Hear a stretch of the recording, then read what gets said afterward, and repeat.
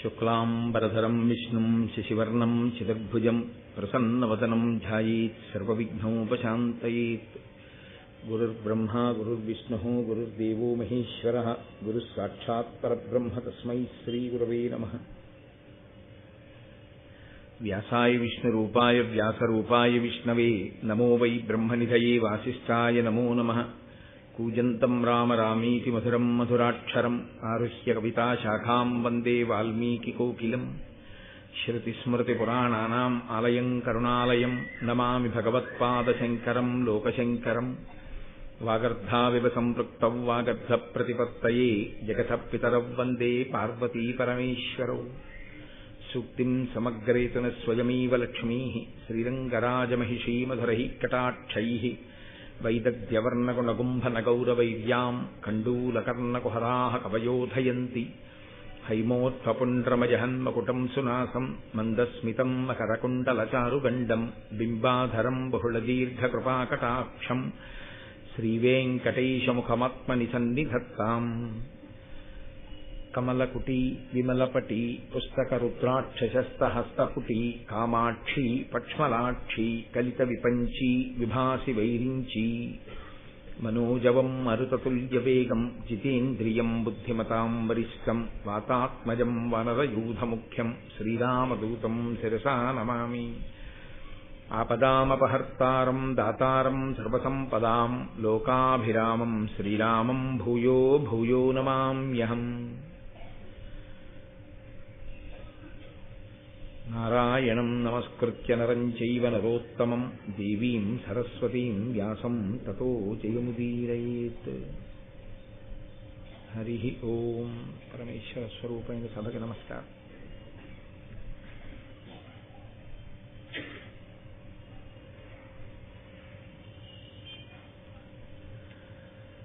గరుత్మంతుడు తల్లిని దాస్యం నుంచి విడిపించడం కోసమని సోదరులైనటువంటి ఆ పాముల దగ్గరికి వెళ్ళి, నేను ఏది చేస్తే నా తల్లి దాస్యం విడిపోతుంది అని ప్రశ్న వేసినప్పుడు ఆయన బలాన్ని దృష్టిలో పెట్టుకున్నవారై స్వార్థంతో నీవు అమృతాన్ని తీసుకుని వచ్చి ఇచ్చినట్లయితే నీ దాస్యం విడిపోతుంది అని కోరారు. మహాభారతంలో ప్రతి చోట్ల ధర్మసూక్ష్మం ఉంటుంది, గమనించవలసినటువంటి విషయం ఉంటుంది. నాలుక తడబడింది అని ఒక మాట.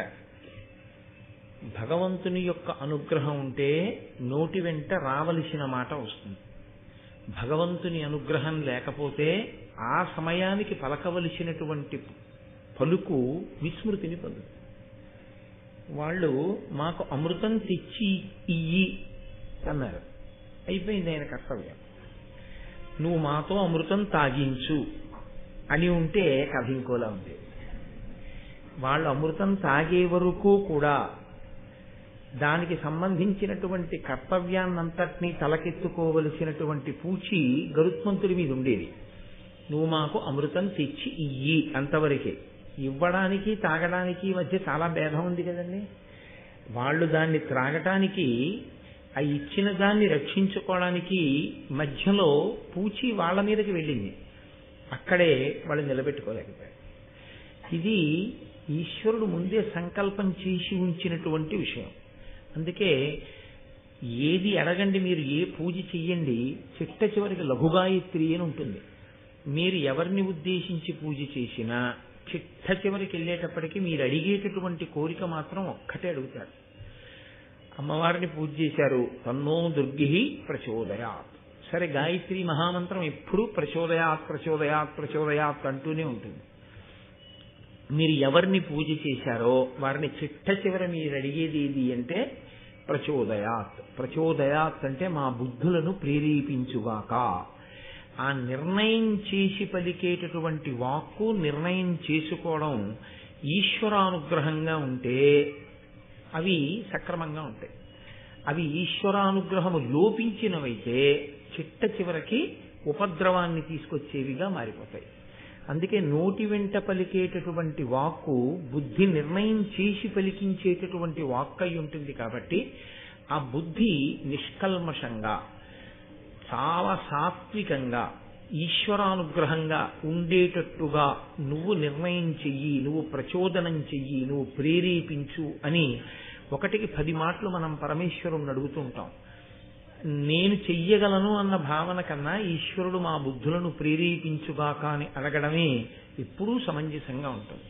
లేకపోతే ఏమవుతుందంటే నాకు ఇది ఉన్నది అన్నది అక్కడికి రాకుండా చెయ్యడంలో ఈశ్వరుడు తన వంతు పాత్ర పోషించాడనుకోండి, మనకి ఎన్ని ఉన్నాయి అన్నది కాదు, ఉన్నవన్నీ అందుబాటులోకి అప్పుడు అవసరానికి ఉపయోగపడేవిగా మారకపోతే అన్నీ ఉన్నా ఏమీ లేని వాడిగానే మారిపోతాడు.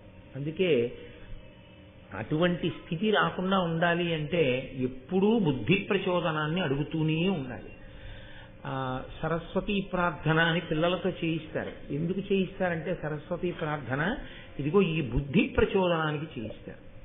ఆ బుద్ధి ప్రచోదనం అన్నదొక్కటి లేదనుకోండి, చదువు వస్తుందేమో కానీ సంస్కార బలం ఏర్పడదు. సంస్కార బలము ఏర్పడనటువంటి చదువు తల్లిదండ్రులు తల ఉంచుకోవడానికి పనికొస్తుంది, తత్సంబంధీకులందరూ తల ఉంచుకోవడానికి పనికొస్తుంది, కానీ అది అభ్యున్నతి హేతువు మాత్రం కాదు. ఈయన చేసిన నేరం ఉండదు, వీళ్ళబ్బాయే లంచం పడుతూ దొరికిపోయి జైల్లో ఉన్నాడని చెప్పుకుంటే చాలు. అంతకన్నా అపకీర్తి, అంతకన్నా సిగ్గుతో తల వంచుకోవలసిన స్థితి తల్లిదండ్రులకి ఇంకేం ఉంటుంది? ఆయన పాపం ప్రావిడెంట్ ఫండ్ అమ్మి కొడుకుని చదివించాడు, ఆయన దోషం లేదు, కానీ ఆయన ఎందుకు తల వంచుకోవాలి? ఆయన ఎందుకు క్యారేజీ పట్టుకుని జైలుకి వెళ్ళాలి? ఆ వయసులో ఆయన ఎందుకు లాయర్ దగ్గరికి వెళ్ళి ఆయన ఇన్కమ్ ట్యాక్స్ పాన్ కార్డు చూపించి బెయిల్ అప్లికేషన్ మీద ఆయన ఎందుకు సంతకం పెట్టాలి? అంటే ఆ కొడుక్కి బుద్ధి లేదు, చదువు ఉంది. బుద్ధి ఉండి ఉంటే ఈయనకి అగచాట్లు వచ్చి ఉండేవి కావు. అందుకే పిల్లలందరితోటి సరస్వతీ ప్రార్థన తప్పకుండా చేయిస్తారు. అమ్మా నువ్వు మా బుద్ధులను ప్రేరేపించదవుగాక, దాని వలన సంస్కార బలం ఏర్పడాలి అని. అది లేకపోవడం ఎంత ప్రమాదాన్ని తెస్తుందో, మాట యందు వచ్చేటటువంటి వైక్లభ్యం జీవితాన్ని ఎంత దూరం తీసుకెడుతుందో భారతం మనకి నిరూపణం చేస్తుంది. అందుకే అనవలసిన మాట అనలేకపోవడమే పొందవలసిన ఫలితాన్ని పొందకుండా పోవడం.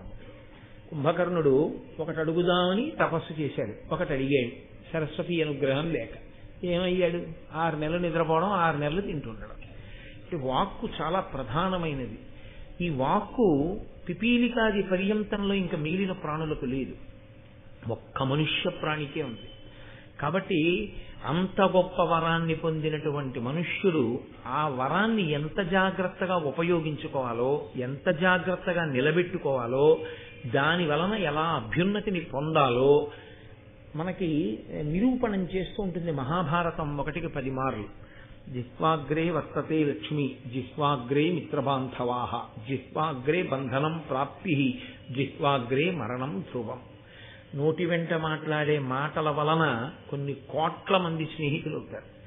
నోటి వెంట మాట్లాడే మాటల వలన కొన్ని కోట్ల మంది శత్రువులు అవుతారు. నోటి వెంట అనకూడని మాట అంటే బంధనము కలుగుతుంది, నోటి వెంట రాకూడని మాట వస్తే మరణమే వస్తుంది. కాబట్టి అభ్యున్నతికి కానీ పతనానికి కానీ వాక్కు చాలా గొప్ప స్థితిని కల్పించగలదు.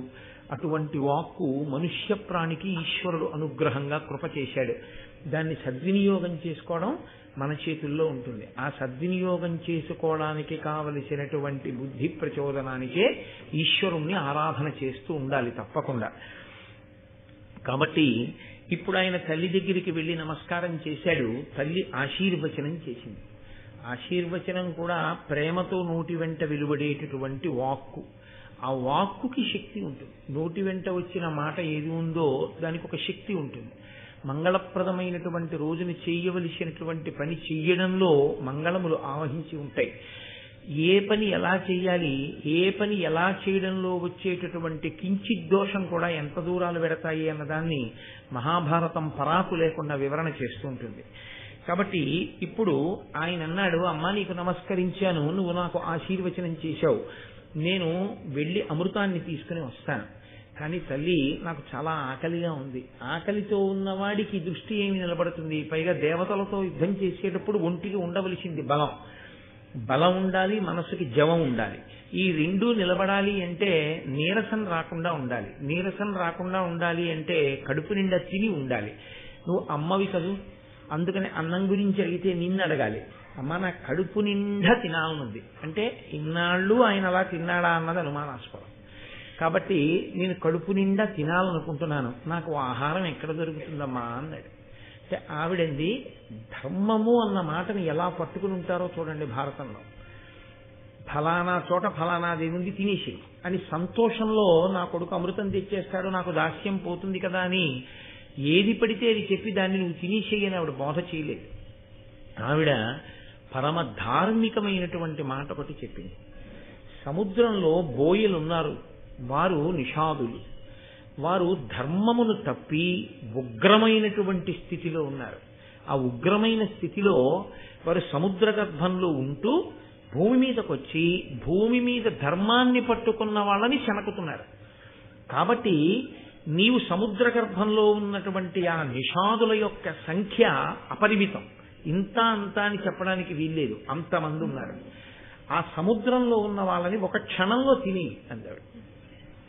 అంటే ఎంతసేపట్లో తింటాడో అంతమంది, లెక్కలేనంతమంది నిషాదుల్ని ఆయన ఎంతసేపట్లో తినగలడో ఆవిడికి తెలుసు.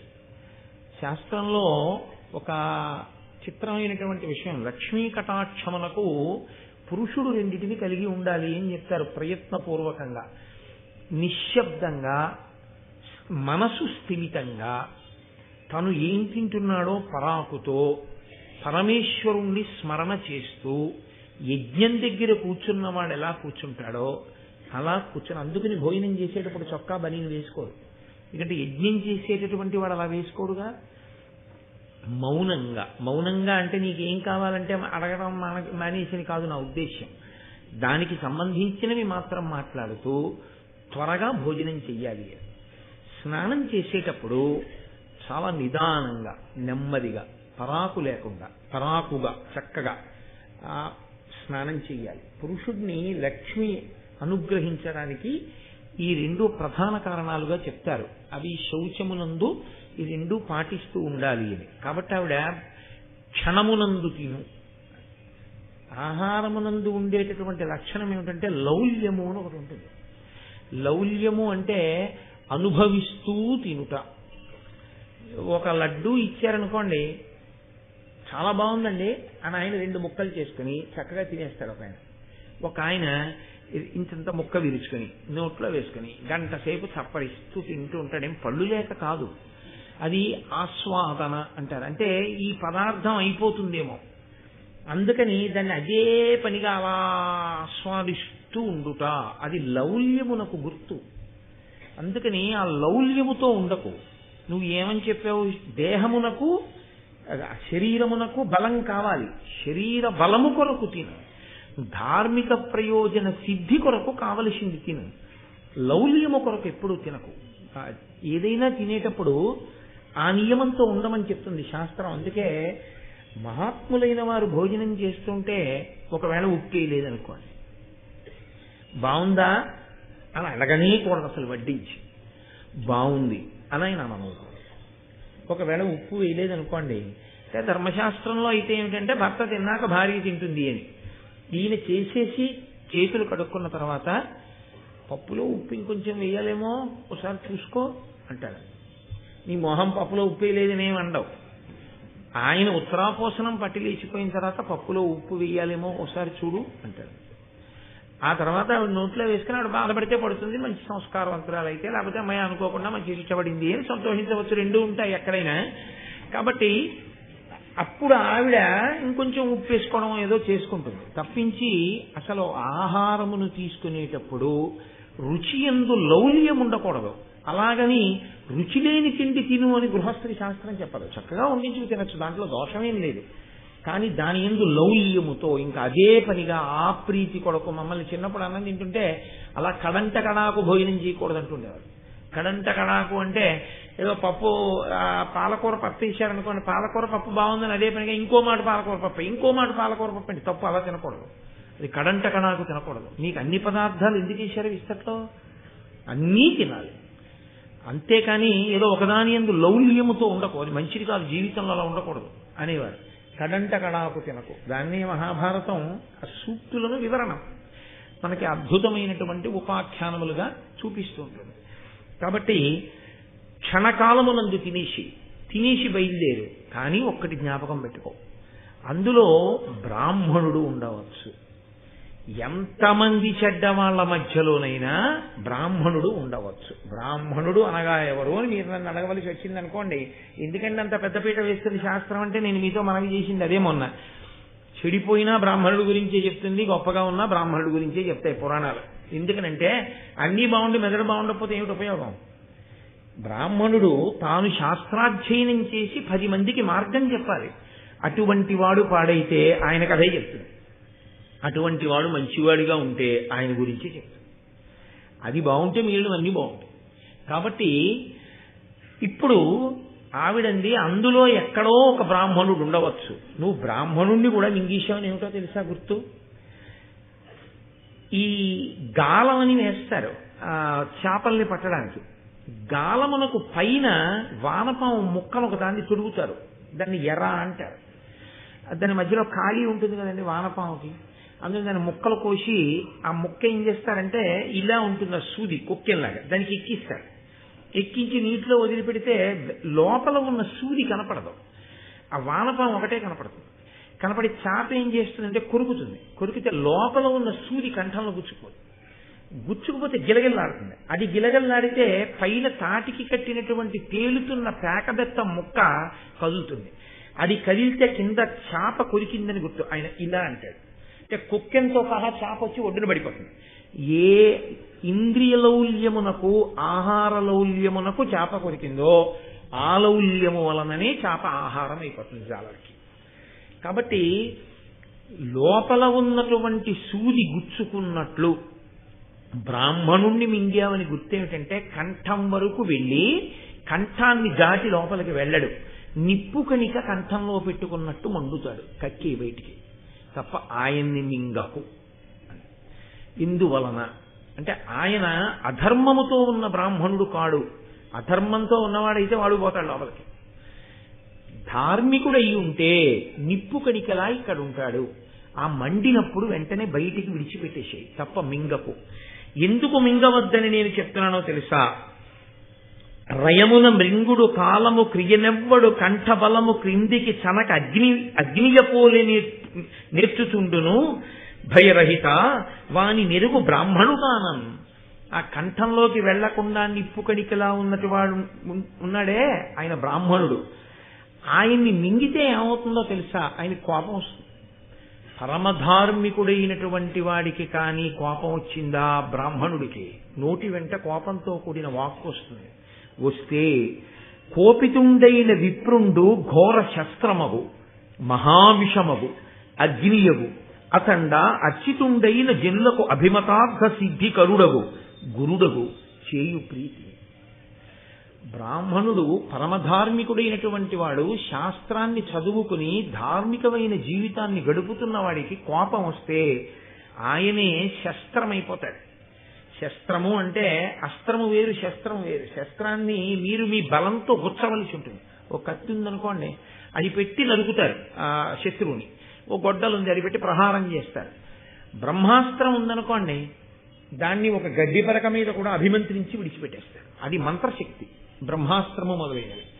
కాబట్టి బ్రాహ్మణుడు శస్త్రమగు, ఆయనే కత్తి అవుతాడు, గొడ్డలవుతాడు, బల్యం అవుతాడు, చంపేస్తాడు. కాబట్టి కోపం వచ్చిన బ్రాహ్మణుడు శస్త్రమగు మహావిషమగు, ఆయనే లోపలికి వెళ్ళి బ్రాహ్మణుణ్ణి తినేసిన పాపం కట్టి కుడిపి విషం అయిపోయి చంపేస్తాడు. కాబట్టి తినకు. అగ్నియగు, అతడు అగ్నిహోత్రమై కాల్చేస్తాడు. అతండ అర్చితుండైన జనులకు అభిమతార్థ సిద్ధికరుడవు. అంతటి ఉత్తముడైన బ్రాహ్మణుణ్ణి కాని అర్చన చేస్తే, గౌరవిస్తే సంతోషిస్తాడు. ఆ సంతోషం ఏం చేస్తుందంటే నీ కోరికని తీర్చేస్తుంది, నీకు ఈశ్వరానుగ్రహాన్ని తీసుకొచ్చేస్తుంది. అందుకే శాస్త్రంలో చాలా గొప్ప విషయం ఒకటి ఉందండి. చాలా గొప్ప అదృష్టం వరించింది అని గుర్తు ఏమిటంటే, భగవంతుణ్ణి త్రికరణ శుద్ధిగా నమ్ముకున్నటువంటి ఒక భాగవతోత్తముడు ఏదో ఒక అవసరానికి మిమ్మల్ని యాచిస్తాడు. ఏదో ఒక అవసరం పడుతున్నాయి, ఆ అవసరానికి మీ దగ్గరికి రావడం, మీ ఇంట్లో నించోవడం, కూర్చోవడం, గుక్కె నీళ్లు తాగడం ఏదో చేస్తాడు. ఆయనకి చేసిన సేవ మీరు కొన్ని కోట్ల యజ్ఞములు చేసిన ఫలితం కన్నా ఎక్కువగా ఉంటుంది. అందుకే పూర్వం ఏం చేసేవారంటే ప్రయత్నపూర్వకంగా ఇంట్లోకి వచ్చినా రాకపోయినా అరుగులు కట్టి విడిచిపెట్టేశారనుకోండి వీధిలో, ఆయన అలా వెళ్ళిపోతూ ఏ దేవాలయానికో వెళుతూ ఉంటాడు. కొద్దిగా బడలికలా అనిపిస్తుంది. ఆ పైన ఉత్తరీయం తీసుకుని అరుగు దులుపుకుని కాసేపు కూర్చుంటాడు. కూర్చున్నవాడు ఏం చేస్తాడు? ఉత్తినే కూర్చోడు. ఆయన అరుగు మీద కూర్చుని కాసేపు తను చదువుకున్న కాశీఖండంలోంచో, మహాభారతంలోంచో, రామాయణంలోంచో ఏదో జ్ఞాపకం తెచ్చుకుని కాసేపు స్మరణ చేస్తాడు. అటువంటి పరమధార్మికుడైనటువంటి వ్యక్తి ఎక్కడున్నాడో అతనితో ఈశ్వరుడు నడుస్తూ ఉంటాడు. ఆయన కూర్చున్నాడు కాబట్టి ఆయన కూర్చుంటాడు. అమ్మయ్యా, మహానుభావులు ఎవరు కట్టారో కానీ అరుగు కాస్త ఉపశాంతి కలిగిందని ఓసారి వేసేసి ఉన్న తలుపుల వంక చూసి ఈ యజమానికి అభ్యున్నతి కలుగుగాక అనుకుని వెళ్ళిపోతాడు. అది మీకు తెలియదు. అలా ఒక ఆయన వచ్చాడని, కూర్చున్నాడని, లేచాడని, వెళ్ళిపోయాడని తెలియదు. కానీ అది అభ్యున్నతి కారకం అవుతుంది. అందుకే పూర్వం ఇంటి నిర్మాణం చేస్తే అరుగులు కట్టేవారు. అరుగులన్నిటిలో నుయ్యే అరుగు మేలు, పండితులు కూర్చుండు మా అరుగు మేలు అని చిన్నతనంలో మాకేవో పద్యాలు అవి ఉంటుండేవి. అందుకని ఆ అరుగుల మీదకి వచ్చి మళ్ళీ అక్కర్లేని వాళ్ళందరూ కూర్చోకూడదు దాని మీద. భగవత్ సంబంధమైనటువంటి వాళ్ళు వచ్చి కూర్చుంటుంటే వాళ్ళక్కడ భగవత్ సంబంధమైన విషయాన్ని చర్చ చేస్తారు. కాబట్టి పరమ ధార్మికుడు, ఈశ్వరుణ్ణి నమ్ముకున్నవాడు విశ్రాంతి పొందడానికి నీ ద్రవ్యము, ఇల్లు ఉపయోగపడ్డాయి కాబట్టి దాని వలన నీకు అభ్యున్నతి కలుగుతుంది. కాబట్టి ఆయన సిద్ధికరుడవు, గురుడవు చేయు ప్రీతి. ఆయన గురువై నీకు ఎంత ప్రీతి కలగాలో, నీకు ఎంత గొప్ప అభ్యున్నతి కలగాలో అంత అభ్యున్నతికి కావలసినటువంటి మార్గాన్ని నీకు ఆయన అందజేస్తాడు. కాబట్టి బ్రాహ్మణుడి జోలికి వెళ్ళవద్దు. సరే అమ్మా, నువ్వు చెప్పిన మాట నేను దృష్టిలో పెట్టుకుంటాను, తప్పకుండా అలాగే చేస్తాను అన్నాడు. వెంటనే బయలుదేరి ఆయన సముద్ర గర్భం దగ్గరికి వెళ్ళాడు. ఆ నిషాదులందరినీ కూడా తన యొక్క ఆ నోటి చంపుటములతో పట్టుకుని ఒక్కసారి లోపలికి మింగేశాడు. అందులో ఒక బ్రాహ్మణుడు ఉన్నాడు. తల్లి పరాకుగా చెప్పడం ఎంత మంచిదైందో చూడండి. ఆయన నిప్పు కణిక అడ్డుపడ్డట్టుగా అడ్డుపడ్డాడు. వెంటనే గరుత్మంతుడు గుర్తించి ఆ చంపుటములను తెరిచి అలా పైకెత్తి పట్టుకుంటే వీళ్ళు లోపలికి జారిపోతున్నారు నిషాదులు. ఆయన ఒక్కడే ఆ కంఠబిల్లం దగ్గర నిలబడిపోయాడు. ఆయన అన్నాడు, మీరు లోపలికి వెళ్ళనవసరం లేదు, నేను మింగడం లేదు మిమ్మల్ని, కాబట్టి మీరు బయటికి వచ్చేసేయండి అన్నాడు. అంటే లోపల నుంచి బ్రాహ్మణుడు మాట్లాడాడు. ఆయన బ్రాహ్మణుడు అనడానికి గుర్తది, దయ ఉన్నవాడు, ధర్మమున్నవాడు అనడానికి గుర్తది. మహాభారతం ఎంత అద్భుతంగా మాట్లాడుతుందండి. సాధారణంగా లోకంలో ఉండేటటువంటి లక్షణం ఏంటంటే భార్యని ఎప్పటి వరకు పట్టుకుంటాడు పురుషుడు అంటే తనకి ప్రాణ సంకటం వచ్చే వరకు. దీనికి శాస్త్రం చెప్తుంటారు, భార్య తను పిల్లలు నదిలో కొట్టుకుపోతున్నారు అనుకోండి, భార్యని పిల్లల్ని కూడా పట్టుకుంటాడు. తర్వాత ఇక పట్టుకోలేకపోతున్నాడు అనుకోండి ఈతలో, పిల్లల్ని విడిచిపెడతాడు. ఎందుకంటే ఈమె ఉంటే పిల్లలు కలుగుతారు తర్వాత, కాబట్టి వీళ్ళని విడిచిపెడతాడు, భార్యని పట్టుకుంటాడు. ఇక తాను నిలబడమా భార్యని రక్షించుకోవడమా అన్న పరిస్థితి వచ్చిందనుకోండి, భార్యని కూడా వదిలిపెట్టేస్తాడు. కానీ ఒకసారి చెయ్యి పట్టుకున్న తర్వాత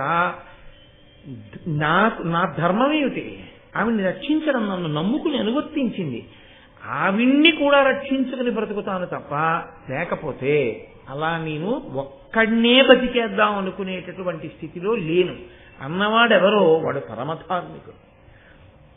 కాబట్టి ఇప్పుడు ఆయన అన్నాడు, ఆ బ్రాహ్మణుడు లోపల నుంచి బయటికి వచ్చేయచ్చు మీరు అని గరుత్మంతుడంటే, విప్రుడనున్నవాడ అపవిత్ర నిషాది మదీయ భార్య కీర్తి ప్రియ దీని పెట్టి చనుదించుట ధర్మువే నాకు, నావుడున్ విప్రుల పొందియున్న అపవిత్రులు పూజ్యులు కారే, కావునన్ విప్రకులుండా వెల్వడము వేగమ నీవును నినిషాదియున్. ఆయన అన్నాడు, నేను బ్రాహ్మణుణ్ణి లోపల ఉన్నాను, నువ్వు నన్ను పైకి రమ్మని అడుగుతున్నావు, నేను వచ్చేస్తాను, కానీ నేను పైకి రాను, నీతో ఒక విషయం చెప్పాలి అని అనుకుంటున్నాను. నా భార్యగా ఒక బోయవనిత ఉంది నాతో, అంటే ఒక బోయవనితని భార్యని చేసుకున్నాడు ఆయన. అది అధర్మమా అంటే నేను మీతో మనవి చేశాను, కొన్ని కొన్ని ప్రత్యేక కారణముల యందు బ్రాహ్మణుడు 4 వర్ణముల వారిని వివాహం చేసుకుంటాడు అని చెప్పాను. కాబట్టి ఈమెని వివాహం చేసుకోవడం ఆయనకి దోషం కాదు. కాబట్టి ఇప్పుడు ఆ బోయవనిత నాతో పాటు భార్యగా ఉంది, ఆమెని విడిచి నేను ఒక్కడిని పైకొచ్చి ఇచ్చా, నన్ను ఒక్కడనే రమ్మంటావా, నా భార్యతో రమ్మంటావా అంటూ కీర్తిప్రియ యశస్సు కోరుకునేవాడా ఆలోచించి చెప్పు. ఆయన అన్నాడు, బోయలు అపవిత్రంగా ఉన్నారు, అధార్మికంగా ఉన్నారని కదా నేను మింగేశాను వాళ్ళని, లేకపోతే వాళ్ళ జోలికి కూడా వెళ్ళమనదు వినత. పవిత్రులైన వారితో కలిసి ఉన్నవారు ఎప్పటికో అప్పటికి పవిత్రులై తీరుతారు. అది శాస్త్రంలో ఉండే రహస్యం. ఉత్తర క్షణం పోయేవి కొన్ని ఉంటాయి, మెల్లమెల్లగా పోయేవి కొన్ని ఉంటాయి. ఎందుచేత అంటే మీరు ఒక కట్టెని తీసుకెళ్లి పొయ్యిలో పెట్టారనుకోండి, కట్టె చివరి భాగం కాలిపోతూ ఉంటుంది.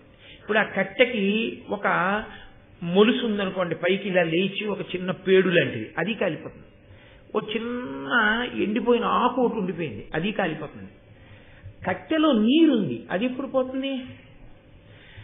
కట్టె ఆ చివర కాలుతుంటే నీరు వెనక్కి వస్తుంది, ఇంకా మంట ముందుకు వస్తే ఇంకా వెనక్కి వస్తుంది, ఇంకా ముందుకు వస్తే ఇంకా వెనక్కి వస్తుంది, ఇంకా ముందుకు వస్తే ఇంకా వెనక్కి వస్తుంది. ఇప్పుడంటే కట్టెల పొయ్యలు లేవు, కట్టెల పొయ్యలు ఉన్న చోట మీకు కనపడుతుంది. ఆఖరణ ఏమవుతుందంటే మంట దగ్గరికి వచ్చేస్తుంటే కట్టె చివరి భాగంలోంచి నీరు బుడగలతోటి చుక్కల కింద బయటికి వస్తుంది. ఆఖరికి కట్టెకి ఉన్నటువంటి అగ్నిహోత్రానికి అది ఉడికిపోయి ఆవిరైపోతుంది. కట్టె కాలిపోతుంది, నీరు ఆవిరైపోతుంది. కట్టెని ఆశ్రయించి ఉన్న నీరు మాత్రం రక్షింపబడడం అన్నది మాత్రం ఉండదు, అది కూడా వెళ్ళిపోవలసిందే. కట్టె బూడిదైపోతే కట్టెలో ఉన్న నీరు ఆవిరైపోవలసిందే. ఎప్పటికీ అంటుకున్న మొలుసు ఎండాకు వెంటనే కాలిపోతే నీరు చివరికి ఆవిరైపోతుంది తప్ప ఆవిరవ్వకుండా ఉంటుందని చెప్పడానికి మాత్రం కుదరదు. పవిత్రుల కూడిన అపవిత్రులు కూడా ఎప్పుడో అప్పటికి మారుతారు, వెంటనే మారకపోవచ్చు, కానీ ఎప్పటో అప్పటికి మారుతారు. కూడి ఉంటే వాడంతటా వాడు పవిత్రుల నుంచి దూరం అయిపోయాడు అనుకోండి, వాడి కర్మ ఇక బాగా అయ్యే అవకాశం లేదు. కాబట్టి ఇప్పుడు నీతో కూడి ఉన్న నీ భార్య ఉన్నదే, ఆమెను విడవమని నేను ఎందుకు చెప్తాను ధర్మం? ఇది కీర్తిప్రియ అన్నమాటకు అర్థం, ఆ విచక్షణ. కాబట్టి నీవు నీ భార్యతో బయటికి వచ్చేయి. తన భార్యతో కలిసి బ్రాహ్మణుడు బయటపడిపోయాడు. అంటే పైకి చెప్పడానికి ఆయన ఆహారం తిన్నట్టుగా ఉంటుంది, కానీ లోపల ఇంత ధర్మస్వరూపాన్ని ఆవిష్కరిస్తుంది. ఇప్పుడు ఆయన బయటికి వచ్చి ఆ బయటికి వచ్చిన బ్రాహ్మణుడు పరమ సంతోషాన్ని పొందాడు. ఏం చెప్పింది ఆవిడ? సంతోషాన్ని బ్రాహ్మణుడు పొందడమే నీ కార్యము నడవడానికి హేతు అవుతుంది. కాబట్టి ఇప్పుడు కార్యం నడిచిపోతుందని గుర్తా కాదా? అమృతాపహరణం చేసేస్తాడా? చేయడా? చేసేస్తాడు, ముందే తెలిసిపోయిందంతే. కాబట్టి ఇప్పుడు ఆయన నిషాదులందరినీ తినేసి ఒక్కసారి పైకి ఎగిరాడు. ఆకలి తీరలేదు, అమ్మ తినమంది, కానీ అనంతమైన ఈ నిషాదుల్ని తినడం వల్ల ఆయనకేమీ ఆకలి తీరలేదు, ఇంకా ఆకలిస్తోంది. అర్ధాకలి మరీ దారుణంగా ఉంటుంది. ఆకలి కన్నా దారుణం అర్ధాకలి. సగమే కడుపు నిండి విస్తర దగ్గర నుంచి లేచిపోవడం అనేటటువంటిది దారుణమైన విషయం. అందుకే వడ్డన చేసేవాళ్ళు ఉంటారు చూశారు, ఎవరు పడితే వాళ్ళు వెళ్ళి వడ్డన చేయడానికి అక్కడ పదార్థాలు ఉన్నాయి కదా అని పట్టుకోకూడదు. ఆ పట్టుకునేటటువంటి దుడుకు స్వభావం ఆపదలు తీసుకొస్తుంది. వడ్డన కొంతకాలం బాగా పరిశీలనం చేసి ఇలా వడ్డించాలన్నమాట అన్నది నేర్చుకుంటే తప్ప ఎవరు పడితే వాళ్ళు వెళ్ళిపోయి ఏది పడితే అది పట్టేసుకుని ఎవరికి పడితే వాళ్ళకి వడ్డన చెయ్యకూడదు. ఎందుకో తెలుసా అండి? ఒక మహాత్ముడు పంక్తిలోనే ఉన్నాడు. ఆయన ఏదో పులుసు అన్నం దాకా వచ్చాడు, ఇంకొంచెం పులుసు పోసుకుందాం అనుకున్నాడు. మజ్జిగలోకి అన్నం చాలా అని మీరు అడిగారు అనుకోండి, నేను ఇంకొంచెం పులుసు పోసుకుందాం అనుకుంటున్నాను అని ఆయన అనలేదు. ఎందుకని అంటే మీరు మజ్జిగలోకి అన్నం చాలా అని అడిగారు, ఇంకా ఆయన ఇంకొంచెం పులుసు పోసుకుంటానమ్మా, నాకు ఇంకొంచెం అన్నం పెట్టండి అని ఏమంటాడు? ఆయనకి సిగ్గు కలుగుతుంది.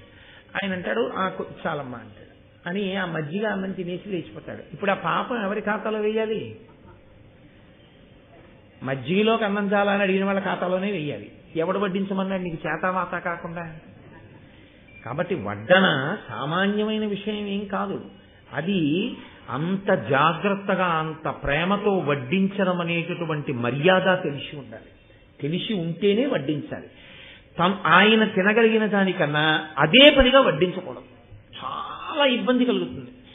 భోజనం చేసేవాడికి కలుపుకున్నది తినడం మీద అవకాశం ఇవ్వాలి. కానీ ఇంకా బతుకంతా పప్పు దగ్గర నుంచి మజ్జిగ వరకు చెయ్యడ్డు పెట్టి అమ్మ వద్దండి వద్దండి వద్దండి అండంతోనే సరిపోతే ఇంకా తినేది. ఇప్పుడు అందులో చేతుల విషయంలో వచ్చేటటువంటి లక్షణం ఏమిటో తెలుసా అండి?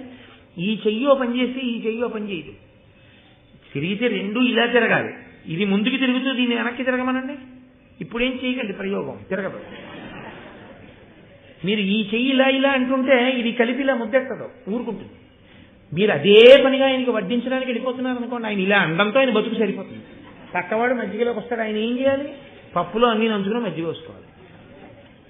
ఎవరికి వెయ్యాలి ఈ పాపం? ఇప్పుడు అతి ప్రేమతో అనేక మార్లు వడ్డనకు వచ్చిన వాళ్ళ ఖాతాలోనే వేయవలసి ఉంటుంది.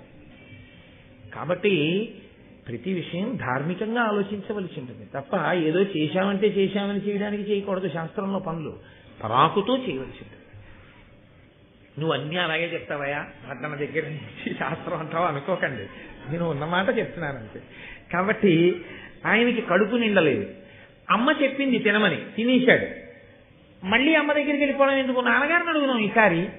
అందుకని చెప్పి ఈయన ఆ దగ్గరలోనే ఉన్నటువంటి కశ్యప ప్రజాపతి దగ్గరికి వెళ్ళాడు. వెళ్ళి కశ్యప ప్రజాపతిని అడిగాడు, అయ్యా నాకు ఆకలి వేస్తోంది, అమృతాపహరణానికి వెడుతున్నాను, అమ్మని దాస్యం నుంచి విడిపించాలి అని. కాబట్టి నాకు ఆకలి తీరలేదు, కాబట్టి నేను తినడానికి ఇంకా పదార్థం ఎక్కడుంటుందో, ఏది నేను తినచ్చో నాకు చెప్పండి. అంత అమాయకంగా అడగాలంటే అంత శక్తి ఉన్నవాడు అలా ఎగిరి తినేద్దాంలే అనుకున్న తినేయకూడదు ఏంటి? కాదు. ఒక ప్రధాన కార్యం మీద వెళ్ళేటప్పుడు ఎటువంటి పదార్థాన్ని తిని వెళ్లాలో అటువంటి పదార్థాన్ని పెద్దల దగ్గర తెలుసుకుని తిని వెళ్ళడం చాలా చాలా మంచిది. మీ కార్యం జరగడం మీరు తినే ఆహారం మీద ఉంటుంది. మీరు తినే ఆహారం కూడా మీకు అటువంటి లక్షణాన్ని ఇవ్వాలి. మంచి రోహిణీ కార్తిలో హవిస్సుని ఇవ్వడానికి వెళ్ళేవాడు కాసిన పాలు తాగి పెడితే తప్పేం లేదు. కానీ ఏదో ప్రధానమైంది, ఏ 9 గంటలకో ఉదయం ఏ యాగశాలలోనో కూర్చుని ఒక 2 గంటలు ప్రసంగం చెయ్యాలి అని వెడుతున్నవాడు పెట్టారు కదా నూనె ఓడిపోతున్నటువంటి గారిలో, నీతిలో గారిలో ఒక అరడజం తినేసి వెళ్ళిపోయాడు అనుకోండి, ఇంకా 5 నిమిషాలకు ఒకసారి నాలుక పెడచకట్టేస్తుంది. దాహాన్ని కల్పించే పదార్థాన్ని తీసుకోకూడదు. దాహాన్ని సంతృప్తం చేసేటటువంటి పదార్థాన్ని తీసుకోవాల్సి ఉంటుంది. అందుకే కూల్ డ్రింక్ వేసవికాలంలో తాగడం ఈ దేశానికి తెలియదు. ఈ దేశానికి ఏం తెలుసు అంటే మజ్జిగ తాగడం తెలుసు. ఎందుకని అంటే అది దాహాన్ని అణుస్తుంది, శరీరములకు ఇతర రకములైన ప్రకోపం లేకుండా చేస్తుంది. చల్లగా వేడిగా ఉన్నప్పుడు మీరు చల్లటి కూల్ డ్రింక్ తాగండి, నాలుకకి బాగుంటుందేమో, కంఠానికి బాగుంటుందేమో, ఉత్తర క్షణంలో అనారోగ్యం పటమరిస్తుంది. కాబట్టి ప్రతి చిన్న విషయాన్ని మహాభారతం స్పృశిస్తుంది. ఎందుకు కశ్యప ప్రజాపతిని అడిగి తిన్నాడో మీకు ఎదురు తెలుస్తుంది. అంటే కశ్యప ప్రజాపతి అన్నాడు, నాయన ఇక్కడికి దగ్గరలో ఒక పెద్ద సరస్సు ఉంది. ఆ సరస్సులో ఒక తాబేలు ఉంటుంది, ఒడ్డున ఒక ఏనుగు ఉంటుంది. నీటిలో తాబేలుకి ఒడ్డునున్న ఏనుగుకి యుద్ధం ఎందుకు? కానీ ఆ ఇద్దరు ఎప్పుడూ కొట్టుకుంటుంటారు. వాళ్ళిద్దరూ ఎందుకు కొట్టుకుంటారంటే ఒంట్లో బలం ఉంది. బలం ఎక్కడదంటే తినడం వల్ల వచ్చింది. ఆ ఏను వెళ్ళి తినొస్తుంది, తాబేలు లోపలికి వెళ్ళి తినొస్తుంది. తిని రావడం ఎందుకంటే కొట్టుకోవడానికి. అలా కొట్టుకుంటుంటారు ఇద్దరు. ఇద్దరిలో ఎవరు ఎవరికి లొంగరు, అలా కొట్టుకుంటూనే ఉంటారు. ఆ ఇద్దరూ కొట్టుకుంటూ ఉండేటటువంటి వాళ్ళు ఉన్నారే, ఆ తాబేలు ఏనుగు, వాటిని గజకచ్చపములు అని పిలుస్తారు. ఇప్పటికీ గజకచ్చపాల దెబ్బలాడుకుంటున్నారా అంటారు. మహాభారతంలోంచి రామాయణంలోంచే సూక్తులన్నీ వచ్చాయి. అందుకని ఆ గజకచ్చపాలు రెండు దెబ్బలాడుకుంటాయి. అవి ఎవరో నీకు తెలుసా? విభావసుడు, సుప్రతీకుడు అని అన్నదమ్ములు ఉండేవారు. అందులో విభావసుడు అన్నగారు తల్లిదండ్రుల దగ్గర నుంచి వచ్చినటువంటి పిత్రార్జితం ఉంది ఆస్తి, దాన్ని పెద్దన్నగారు కాబట్టి ఆయన తన దగ్గర ఉంచుకుని తమ్ముడిని జాగ్రత్తగా చూస్తున్నాడు. ఒకానొకప్పుడు తమ్ముడికి ఎందుకో కోరిక పుట్టింది, ఎవరికి వాళ్ళం విడిపోయి ఎవరి ఆస్తి వాళ్ళు పనిచేసుకుంటే గొడవ వదిలిపోదు, ఈయన సంపాదించింది ఉన్నా లేకపోయినా తండ్రి గారి ఆస్తి పంచిచ్చేయమన్నాడు. ఇప్పుడు సుప్రతీకుడు విభావసుడి దగ్గరికి వెళ్ళాడు. మన తండ్రి తాతలు సముపార్జించిన ఆస్తి ఏది ఉందో దాన్ని ధార్మికంగా 2 భాగాలు వేసేసేయి, వేసేసి ఇచ్చేస్తే మనం ఇద్దరం అనుభవిద్దాం అన్నాడు. దానికి విభావసుడు అంగీకరించలేదు. వాటాలు వేసుకోవడం ఏమిటి, పంచుకోవడం ఏమిటి, విడగొట్టుకోవడం ఏమిటిరా, అలా ఏం అక్కర్లేదు, ఇప్పుడు నీకు వచ్చిన ఉపద్రవం ఏమిటి, కలిసి ఉందాం అన్నాడు అన్నగారు. తమ్ముడికి కోపం వచ్చింది. అన్నయ్యని అధిక్షేపించాడు. అన్నగారికి కోపం వచ్చి, నువ్వు చాలా మదోన్మత్తుడవై మాట్లాడుతున్నావు కాబట్టి నీవు ఏనుగైపోదువుగాక అని శపించాడు. తమ్ముడికి కోపం వచ్చి, నేను పంచిమ్మంటే ఇవ్వలేదు కాబట్టి నువ్వు తాబేలు అయిపోదువుగాక అని ఈమె శపించాడు. ఇద్దరు శపించుకున్నారు. ఇద్దరి శాపవాక్కులకి ఇద్దరు గజకచ్చపములయ్యారు. గజకచ్చపములైతే అందులో ఈ తాబేలు 3 ఆమడల పొడుగు 10 ఆమడల వెడల్పు, అంత పెద్దగా తాబేలు, సామాన్యమైంది కాదు కదండి, ఎందుకంటే శాపవాక్కులతో వచ్చింది. ఏనుగు 6 ఆమడల పొడుగు 12 ఆమడల వెడల్పు, అంత పెద్ద పెద్ద ప్రాణులు రెండు. ఇవి రెండు దెబ్బలాడుకుంటూ ఉంటాయి. వాటి గొడవ ఎప్పుడో ఒకటి తీరిపోవాలిగా. అందుకు నేను చేస్తానంటే కొట్టుకుంటున్నాయి, చచ్చిపోవు. కాబట్టి పరిష్కారం లేని ఈ సమస్యకి పరిష్కారం నువ్వు చేసి నువ్వు వెళ్ళి తినేవాళ్ళు గొడవ అంటే ఆయన నాడు చాలా సంతోషం నాన్నగారు, నేను తినేస్తాను. ఇప్పుడు ఆయన వెళ్ళాడు వాటిని తినేయడానికి. అది పెద్ద విషయం ఏం కాదు, ఇంకా గరుత్మంతుడికి తినేస్తాడు. కానీ కశ్యప ప్రజాపతి ఎందుకు చెప్పినట్టు ఈ విషయాన్ని, దీన్ని మీరు చాలా జాగ్రత్తగా గుర్తుపెట్టుకోవాల్సింది. ఎందుకు ఎడుతున్నాడు గరుత్మంతుడు? అమృతాపహరణానికి వెళ్తున్నాడు. అమృతాపహరణం ఎందుకు చేస్తున్నాడు? తమ్ముళ్ళ అన్నల కోసం చేస్తున్నాడు. అన్నలు ఎందుకు అడిగారు అమృతాన్ని? గరుత్మంతుడికి దాస్యం పోవాలంటే అమృతం తెమ్మన్నారు. అమృతం ఎందుకు వాళ్ళకి అంటే, గరుత్మంతుడు దొరికాడు కాబట్టి తేరగా అమృతం తాగేసి బతికేద్దాం. ఇందులో ఒక విషయం ఒకటి ఉంది అని మీరు గుర్తించవలసి ఉంటుంది. ఎప్పుడైనా కలిసి ఉన్న వాళ్ళు విడిపోవడం అన్న మాట తెచ్చుకోకూడదు. కలిసి ఉన్న వాళ్ళు విడిపోనామన్న మాట మీద విడిపోవలసి వస్తే అత్యంత మర్యాదతో అత్యంత ప్రేమతో విడిపోవడం అన్నది జరిగిందనుకోండి, ఇద్దరూ వృద్ధిలోకి వస్తారు. అలా కాకుండా పోరుబాట వలన విడిపోయారనుకోండి, ఇద్దరూ వృద్ధిలోకి రారు.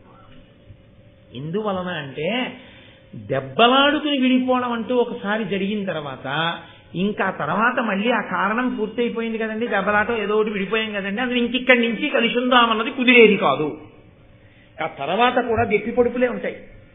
మిగిలేది ఏమిటంటే ఇంకా జాతి వైరం ఏర్పడిపోయి ఆ కుటుంబానికి ఈ కుటుంబానికి, ఈ ఇంటి మీద పక్షి ఆ ఇంటి మీద వాలదు, నిష్కారణంగా శత్రుత్వాలు ప్రబలిపోతాయి. అందుకే భూమిని పంచుకోండి, అధికారాన్ని పంచుకోండి, నీటిని పంచుకోండి, ఇంట్లో ఉన్న వస్తువుల్ని పంచుకోండి.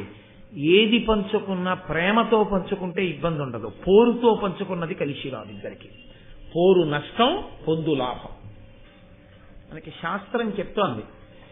అలా ఐశ్వర్యం కోసం దెబ్బలాడుకున్న ఇద్దరు నీకు ఆహారం అవుతున్నారు. శరీరాలు విడిచిపెట్టారు, గజకచ్చపాలయ్యారు. ఈ వైరాన్ని మళ్ళీ పట్టుకెళ్లారు. ఆ శరీరాల్లో విడిపోయినా ఈ వైరాన్ని పట్టుకెళ్ళిపోయారు. జీవుడు వాసన పట్టుకెళ్ళిపోయాడు. పట్టుకెళ్ళిపోయి కొట్టుకుంటూనే ఉన్నారు. ఇప్పుడు ఏమైనా ఐశ్వర్యాలు ఉన్నాయా పంచుకోవడానికి? వాళ్ళకి లేవు. పోరు తలకెక్కి ప్రాణాలు విడిచిపెడితే, శరీరాలు విడిచిపెట్టి ఇంకొక జీవుడైపోయినా దెబ్బలాట్లు మాత్రం మిగిలిపోతాయి. వాటికి అంతం ఎక్కడంటే, ఇద్దరూ మళ్ళీ ప్రాణాలు విడిచిపెట్టేయాలి. ఇద్దరూ ఒకే రకమైన భయంతో ప్రాణం వదిలేయాలి. కాబట్టి ఇద్దరిని నువ్వేం చేయాలంటే, చెరోకాల్తో పట్టుకుని పైకెత్తి నువ్వు తీసుకెడితే అప్పుడు ఇద్దరికీ ప్రాణ సంకటం వస్తుంది. వచ్చి వాళ్ళిద్దరూ కొట్టుకు చావడం వేరు, ఇద్దరూ కలిసి మూడోవాడి చేతిలో చస్తున్నారు అనుకోండి, అప్పుడు ఇద్దరిలో బుద్ధి వస్తుంది. ఇద్దరం దెబ్బలాడుకుని ఎంత పని చేశాను రా, ఇద్దరం కలిసి ఉంటే వీడిగా పట్టుకోగలరా మమ్మల్ని అన్న భావన వస్తుంది. దానివల్ల ఆ వైరం అక్కడతో పోతుంది. చచ్చిపోయే ముందు ఆ భావన వచ్చింది కాబట్టి వాళ్ళని తిని ఈ గొడవ వదిలిపోతుంది అని చెప్తే అందుకు బయలుదేరాడు గరుత్మంతుడు. ఇప్పుడు ఆయనకి ఒక విషయం అర్థమవుతుంది కదా, తనంత తాను పోరుబాట పట్టలేదు. వాళ్ళు అడిగారు అమృతం తెమ్మని, కాబట్టి తాను తెస్తున్నాడు. ఎవరు విషతుల్యమైనటువంటి ఆలోచనతో ఉన్నాడో వాడు అభ్యున్నతిని పొందలేడు. కాబట్టి ఇప్పుడు ఆయన బయలుదేరాడు. వెళ్ళి ఆ సరోవరంలో ఉన్నటువంటి గజకచ్చపాల్ని రెండింటిని 2 పాదములతో రెక్కలతో కొట్టాడు. కొట్టగానే అవి 2 హతాశులైపోయాయి. ఇక ప్రాణములతో ఉన్నాయా అన్న మాట అసలు చర్చ కాదు. రెండింటిని 2 కాళ్లతో పట్టుకున్నాడు. పట్టుకుని పక్షికి అదొక లక్షణం ఉంటుంది. అది 2 కాళ్లతో పైకెత్తి పట్టుకెళ్ళి హాయిగా ప్రశాంతంగా కూర్చుని తినడానికి అనువైనటువంటి ప్రదేశానికి పట్టుకెళ్ళి, అది చాలా భయంకరంగానే ఉంటుంది. చచ్చిపోతే గొడవలేదు. కానీ పాదానికి ఉన్నటువంటి గోళ్లకి చిక్కి అది అకస్మాత్తుగా గాలిలో తీసుకెళ్లిపోతోంది అనుకోండి. అంత దగ్గరగా తన మృత్యుదేవతని చూస్తూ ఇదే ఇప్పుడు కొట్టి చంపుతుందని తెలిసినప్పుడు నిజంగా ప్రాణి పొందేటటువంటి వేదన అలా ఇలా ఉండదు. కాబట్టి పక్షి శరీరంలో ఉన్నాడు కాబట్టి అలా కొట్టుకు తినడానికి వీలుగా ఈ రెండిటినీ పట్టుకుని పెడుతున్నాడు. ఇప్పుడు ఈ రెండిటినీ పెట్టాలి, తను కూర్చోవాలి. ఈ 3 కూర్చుంటే బరువు సహించగలిగినటువంటి ఏదైనా ఆధారం ఆయనకి లభించాలి. కాబట్టి ఆయన అలా ఎగురుతూ వెడుతున్నాడు చూస్తూ. అలా వెళ్లడంలో అలంబము అనబడేటటువంటి ఒక వనం వైపుకి వెళ్ళాడు. అక్కడ రోహిణము అని ఒక చెట్టు. ఆ రోహిణము అనేటటువంటి చెట్టు ఆయన్ని పిలిచింది. అదొక దివ్య ప్రాణి. వాటికి ఆ లక్షణం ఉంటుంది. అవి ప్రతిస్పందించగలవు. ఇప్పుడైతే మాట్లాడటం లేదు. దేవతా వృక్షములు ఒక్కొక్క సమయంలో వాటికి ఉన్నటువంటి గొప్ప శక్తి చేత అవి మాట్లాడడం జరిగింది. నన్ను నమ్మండి, ఇవాళ మధ్యాహ్నం మా ఇంటికి విశాఖపట్నం నుంచి ఒక ఆయన వచ్చారు. ఆయన ఎంఎస్సి అగ్రికల్చర్ చదివి సమున్నతమైనటువంటి పదవిలో ఉన్నారు. ఆయన నాతో ఒక మాట చెప్పారు, కోటేశ్వర గారు నేను మీకు ఆ పుస్తకం పంపిస్తాను చదవండి అని చెప్తూ, శాస్త్రీయ సంగీతమును వరి పంట దగ్గరికి తీసుకెళ్లి వినిపిస్తే అది పాలు పోసుకుని గింత బాగా బలీయమైనటువంటి స్థితిలో తయారవుతుంది. పాశ్చాత్య సంగీతాన్ని వినిపిస్తే దాని పువ్వులు కూడా వడిలిపోయి వికర్షించుకుని ఇలా దూరంగా తొలగిపోతుంది. ఇంట్లో మీరు రోజు నీళ్లు పోసే మొక్క ఇంటి కుక్క యజమాని ఇంకా రాలేదని చూసినట్టుగా మొక్క ఎదురు చూస్తుంటుంది. ఇంకా రాలేదేమిటి యజమాని అని. యజమాని ఇంట్లోకి వచ్చి తాళం తీసి లోపలికి వెడుతుంటే ఎంతో సంతోషిస్తుంది. దానికి కాసి నీళ్లు పోసి వెళ్ళిపోయాడు అనుకోండి, అది శుభం కోరుతుంది, నువ్వు క్షేమంగా తిరిగిరా అంటుంది. దేన్ని మరిచి? వైరాన్ని మరిచి. ఎందుకు వైరం మనకి చెట్టుకి అంటే చెట్టుని కోసి నరికి, ప్రాణమున్న చెట్లే కదండి నరికేస్తున్నాం, ఎండిపోయిన చెట్లు కాదుగా. ఆ కలపని ఎండపెట్టి చిట్టియ పట్టి తలుపులుగా గుమ్మాలుగా కిటికీలుగా చేశాంగా. తప్పక నా రక్షణ కొరకు నేను నీ సహజాతి వాణ్ణి ఇలా చేశాను. పాప పరిహారార్థం ఇదిగో ఇంకో మొక్కకి కాసిన నీళ్లు పోస్తున్నారు అని కాసిన నీళ్లు పొయ్యగలిగాడు అనుకోండి. ఇది అపార్ట్మెంట్ లో జీవనం చేసేటటువంటి వాళ్ళకి దుర్లభమైనటువంటి విషయం. అపార్ట్మెంట్ లో ఉన్నవాడు కూడా కాసిన నీళ్ళన్నా పోద్దామని ఓ కుండీలో మొక్క పెట్టుకోవచ్చు, కానీ అది చేయడు, కుక్కని పెంచుతాడు అపార్ట్మెంట్ లో. అది విచిత్రం. దానివల్ల సరే అసలు ఆ విషయమే ఆశ్చర్యకరంగా, అపార్ట్మెంట్ లో కుక్కని పెంచడం అన్న విషయం ఉంది చూశారు, ఆశ్చర్యకరమైన విషయం. కామన్ ఏరియాలో కడితే పక్కింటి వాడు ఒకటి ఎడతాడు, నీ లోపల కడితే రావడం మొదలెడితే పక్కింటి వాడికి డిస్టర్బెన్స్. ఎందుకంటే నీ ఫ్లోర్ కింద వాడికి రూఫ్, అదో త్రిశంకు స్వర్గం అపార్ట్మెంట్ అనేది. అది ఏది నీదో ఏది నీది కాదో ఏమీ తెలియదు. అపార్ట్మెంట్ లో ఉన్నవాడికి వేదాంతం బాగా వస్తుంది. కాబట్టి అలాంటి చోట కుక్కని పెంచుతారు, కానీ అలాంటి చోట పూలకుండి పెట్టిపోయిన ఒక గ్లాసు నీళ్లు పోయాడు. మొక్కలు అటువంటి ప్రతిస్పందన కలిగి ఉంటాయండి. నేను ఆ పుస్తకం మీకు పంపిస్తాను. రీసెర్చ్ చేసి జగదీష్ చంద్రబోస్ సిద్ధాంతాలని మళ్ళీ ఆవిష్కరిస్తూ ఈ మధ్యనే వచ్చిన పుస్తకం అండి అని ఆయన నాతో మొక్కల గురించి ఇవాళ మధ్యాహ్నం మాట్లాడి వెళ్ళారు. కాబట్టి ప్రతిస్పందన ఉంటుంది. కాబట్టి ఆ రోజులలో రోహిణము అనబడేటటువంటి చెట్టు, గరుత్మంతుడు వంటి మహానుభావుడు అమృతాపహరణమునకు వెడుతూ ఆహారం పట్టుకు తిరుగుతున్నాడు, పెట్టుకోవడానికి స్థానం లేదు ఆయనకి. కాబట్టి ఆ చెట్టు అండి, నా కొమ్మ 100 ఆమడల పొడుగుంది, గరుత్మంతాను వచ్చి కూర్చో, ఆతిథ్యం. మహానుభావుడు ఇంటికి వస్తే చాలు, కాబట్టి రా. అసలు ఇల్లు అన్న మాటకు అర్థం ఏమిటో తెలుసా అండి? మహాత్ములు లోపలికి వచ్చి వెళ్ళడాన్ని అపేక్షింపబడినది అని తప్ప ఎప్పుడూ ఆ ఇంటి గడప దాటి లోపలికి మహాత్ములు అన్న వాళ్ళు రాలేదనుకోండి, అది ఇల్లు కాదు ఇంకొకటి. అందుకే house is built with bricks and home is built of hearts అని ఇంగ్లీష్లో ఒక ప్రొవర్బ్. గుండెలతో కట్టింది గృహం, ఇటకలతో కట్టింది ఇల్లు. కాబట్టి నీవు వచ్చిన కొమ్మ మీద పెట్టుకున్న ఆహారాన్ని తిను అంటే ఆయన వెళ్ళి ఆ రెండింటిని గజగచ్చపాలని ఆ కొమ్మ మీద పెట్టాడు. పెట్టి ఆయన తినడానికి ఉద్యుక్తుడవుతున్నాడు. పెళ పెళ పెళ పెళ శబ్దంతో ఈయన బరువుకి అందులో అంత వేగంతో వచ్చి వాలినప్పుడు కొమ్మ ఊగుతుంది. ఈ రెండు ప్రాణుల బలానికి ఆ కొమ్మ పెళ పెళ పెళ పెళ శబ్దంతో విరిగి కింద పడిపోతాం. విరిగిపోతే వచ్చిన నష్టం ఏంది? మళ్ళీ రెండింటిని పట్టుకుని ఎగిరిపోవచ్చు. కానీ దానికి వాలకిల్యులు ఎలాడుతున్నారు. వాలకిల్యులు ఆశ్చర్యకరమైనటువంటి జననం ఉన్నవారు. పౌరాణిక వాంగ్మయంలో ఎక్కువ కనపడతారు, భారతం కాదు. కానీ బ్రహ్మవైవర్త పురాణంలో వాలకిల్యుల గురించి చాలా విశేషంగా వర్ణన చేస్తారు. వారు స్వయంగా బ్రహ్మగారి యొక్క కుమారులు. వాళ్ళు ఆజన్మ బ్రహ్మచారులు, ఎప్పుడూ బ్రహ్మచర్యంతో ఉంటారు, ఊర్ధ్వరేతస్కులు. వాళ్ళ శరీరాలు కూడా బొటనవేలు ఎంత ఉంటుందో అంతే ఉంటాయి.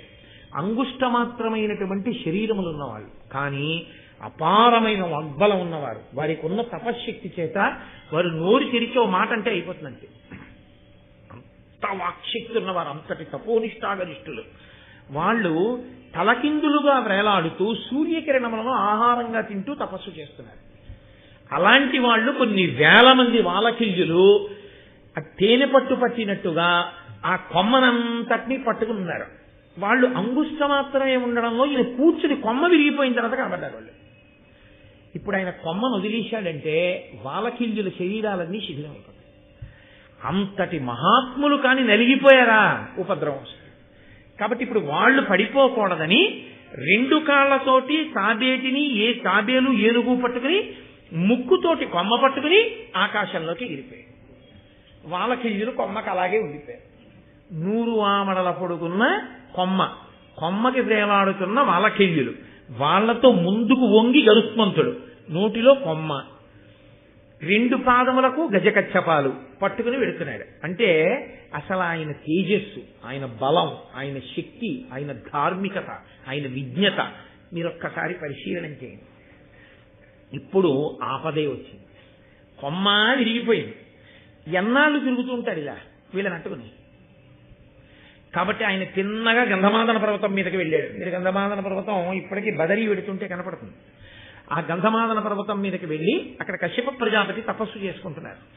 ఆయన దగ్గరికి వెళ్ళి నిలబడ్డాడు. నాన్నగారు, ఇదిగో ఉపద్రవం వచ్చింది, మీరు ఆహారం తినమన్నారు, నేను అవి కొమ్మ మీద పెడితే కొమ్మ విరిగిపోయింది, దీనికి వాలకిల్యులు ఉన్నారు, నేను ఏం చెయ్యాలని అడిగాడు. అప్పుడు కశ్యప ప్రజాపతి చూసి అన్నాడు, ఆ వాలకిల్యుల్ని చూసి ప్రార్థన చేశాడు. నా కొడుకు ధార్మికుడు, ఒక మంచి కార్యం మీద బయలుదేరాడు, అనుకోకుండా ఈ ఉపద్రవం వచ్చింది, మీ అంత మీరే అనుగ్రహించి, అనుకోకుండా జరిగినటువంటి పరిణామమే తప్ప కావాలని చేసిన అపకారం కాదు. ఆహారం తినడం కోసం అర్ధాకలితో ఉన్నవాడు బయలుదేరి ఆ కొమ్మ పిలిస్తే పెట్టాడు. ఆగుతుందని ఆ కొమ్మ అనుకుంది, చెట్టు అనుకుంది, కానీ కొమ్మ విరిగిపోయింది ఆయన బలానికి. కాబట్టి మీరే ఆ కొమ్మని విడిచిపెట్టి కిందకి దిగిపోయి ఆయన భూమికి బాగా దగ్గరగా కొమ్మని తీసుకొస్తాడు. మీరు భూమి మీదకి దిగిపోండి, దిగిపోయి వేరొక ప్రదేశానికి తపస్సు చేసుకోవడానికి వెళ్ళిపోండి. అప్పుడు నా కొడుకు ఈ 2 ప్రాణులను తీసుకుని ఎక్కడో పెట్టుకుని తింటాడు. కశ్యప ప్రజాపతి చేసిన ప్రార్థనకి ఆ వాలకిల్యులు దిగిపోయారు. అది మీరు మానసికంగా ఒకసారి ఊహ చేయండి. అదొక అద్భుతమైన చిత్రం అసలు గరుత్మంతుడి జీవితంలో. ఎందుకంటే ఈ గజకచ్చపాలు భూమికి తగలితే వాలకిల్యులు దిగడానికి ఉండదు. ఎందుకంటే వాళ్ళ పొడుగు అటువంటిది, వాళ్ళిద్దరిది, తాబేలుది ఏనుగుది. వాలకిల్యులు దిగడానికి దింపాలి అని వీళ్ళు రెండింటిని వదిలితే ఇబ్బందికరంగా ఉంటుంది. బట్ కొంచెం ప్రాణం ఉందనుకోండి మళ్ళీ కొట్టుకుంటాయి, లేదా అటు ఇటు పారిపోతాయి.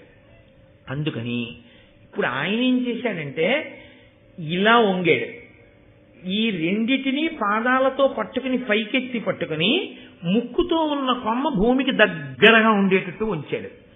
బొట్టన వేలంతా ఉండేటటువంటి వాలకిల్యులు కొమ్మ మించి భూమి మీదకి దూకేశారు. ఏదో పారాషూట్లు పట్టుకుని విమానంలోంచి దూకినట్టు దూకారు వాళ్ళు. దూకి వాళ్ళందరూ తపస్సు చేసుకోవడానికి హిమాలయ పర్వతాల వైపుకి వెళ్ళిపోయారు. ఆ కొమ్మని ముక్కుతో ఇలా పారేసి ఈ గజకచ్చపాలను పట్టుకుని వెళ్ళిపోవచ్చు. ప్రపంచంలో ఒక మాట ఒకటి ఉంది, ప్రకృతి యందు దేనిని కూడా నువ్వు నిష్కారణంగా పాడు చేయకూడదు. నువ్వు చేసే పని వల్ల ఎవరికి ఏ ఆపద కలగకూడదు.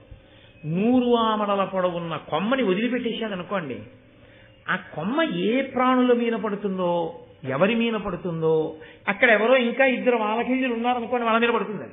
వాళ్ళంత గవుక్కుని కనపడే వాళ్ళు ఏం కారు. అందుకని ఆయన ఎంత ధార్మికుడో చూడండి. ముందు అర్ధాకలితో ఉండి తాను తినడం కన్నా తాను దేనికి ఎక్కువ ప్రాధాన్యత ఇచ్చాడంటే ఆయన అన్నాడు, ధరణీసుర విరహితమగు అరణ్య దేశంబు నాకు ఆనతియుండు ఈ తరుశాఖ విడువవలయును కరము నిరోధమిది ఎనినా కశ్యపుడనియన్. నాన్నగారండి, బ్రాహ్మణులు లేనటువంటి ప్రదేశాన్ని నాకు చెప్పండి అన్నాడు. ఎందుకు ఆ మాట చెప్పాలి అంటే, బ్రాహ్మణులు లేకపోతే మిగిలిన వాళ్ళు ఉంటే చచ్చిపోతే ఏమిటండి అని కాదు దాని ఉద్దేశం. బ్రాహ్మణుడన్నవాడు ఒక్కడూ లేని చోట మిగిలిన వాళ్ళు ఉన్నారు అంటే అది కేవలము జాతి చేత బ్రాహ్మణుడని కాదు దాని అర్థం. పరమ ధార్మికుడై శాస్త్రం చదువుకుని 10 మందికి చెప్పేవాడు ఒక్కడూ లేకుండా అందరూ ఉంటున్నారంటే ధర్మం మీద అనురక్తి లేని వాళ్ళు ఉన్నారని గుర్తు. ఒక్కడైనా ఉన్నాడు అంటే వాళ్ళందరూ ఆ ఒక్కడి దగ్గరైనా వింటున్నారని గుర్తు. ఆ ఒక్కడున్నా వీళ్ళెవ్వరూ పాడవడానికి వీల్లేదంటే ఆయన మాట వింటున్నారు, ఎప్పటికప్పటికి మారుతారు. కాబట్టి సావడానికి వీల్లేదు. కాబట్టి ఒక్క బ్రాహ్మణుడు కూడా లేకుండా ఉండే ప్రదేశం ఏదైనా ఉంటే చెప్పండి, అక్కడ పారేస్తాను పట్టుకెళ్ళి కొమ్మ. అందుకే ఒంటి బ్రాహ్మణుడు ఎదురొస్తే దుశ్శకునం అండి అంటారు. ఒంటరి బ్రాహ్మణుడు ఎదురొస్తే దుశ్శకునం ఎందుకో దుశ్శకునమో తెలుసా అండి? నిజంగా శాస్త్రములను చదువుకుని అనేక విషయములను తెలుసున్నటువంటి మహాత్ముడు అలా వెళ్ళిపోతున్నాడు అనుకోండి, ధావళి కట్టుకుని గుళ్ళోకి వెడుతున్నాడు. ఆయన వెడుతుంటే ఆయన మీకు ఒక్కడూ దొరకడం అంత తేలికైన విషయం ఏం కాదు. ఆయన అలా ఏం దొరకడు అస్తమానం. అలాంటి వాడు ఒక్కడే గుళ్ళోకి నడిచి వెళ్ళిపోతున్నాడు. వెళ్ళిపోతున్నప్పుడు అంతర్ముఖుడై ఉండగా బహిర్ముఖుడే అయి ఉంటాడు. వచ్చే సైకిల్ వెళ్లే కారు చూసుకోవద్దు కాబట్టి బహిర్ముఖుడే అయి ఉంటాడు. చక్కగా సంతోషంగా నడిచి వెళ్తున్నాడు. అలా ఆయన ఒక్కడు వెళ్ళిపోతుంటే ఎవరి మా నాన్న వాళ్ళు కూర్చున్నారనుకోండి, పోతున్నాడు పంతులు గారు గుళ్ళోకి అని ఊరుకున్నారనుకోండి. అంటే బ్రాహ్మణుణ్ణి అనువర్తించి ఇలాంటప్పుడే ఆయనతో కలిసి గుడి దాకా నడిచి మళ్ళీ గుడి నుంచి వాళ్ళ ఇంటి దాకా నడిచి ఆయన మాట్లాడితే మంచి మాటలు చెప్తూ ఉంటాడు కాబట్టి 2 మంచి విషయాలు విందామని ఆయనని అనువర్తించేవాడు ఒక్కడూ లేకుండా పోయింది సమాజం. అలా ఒక్కడే వెళ్తున్నాడంటే ధర్మం వినేవాళ్ళు లేరు.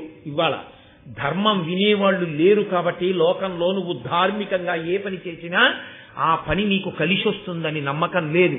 కాబట్టి ఒక్క బ్రాహ్మణుడే వెళ్ళిపోతున్నాడంటే సమాజంలో ధర్మం పోయిందని గుర్తు. కాబట్టి దుశ్శకునం. అంతేగాని ఆయన వస్తే ఆయన ఏం పాడు చేసేస్తారని కాదు. అందుకని ఒంటరి బ్రాహ్మణుడు దుశ్శకునం అన్నారు. ఎందుకు ఏది దుశ్శకునమో తెలుసుకుని అనాలి, అంతేగాని గబుక్కుననేస్తే మళ్ళీ అదో నిందాయి కూర్చుంటుంది. కాబట్టి బ్రాహ్మణులు లేని ప్రదేశం చెప్పండి, అక్కడ పడేస్తారు. అంటే ఆయన అన్నాడు, హిమశైల కందరాభాగము కడ నిష్పురుషనగము కలద చోట నీ ద్రుమ శాఖ విడుము అది తానమానుషమగమ్య ఈశ్వరాదులకైనన్.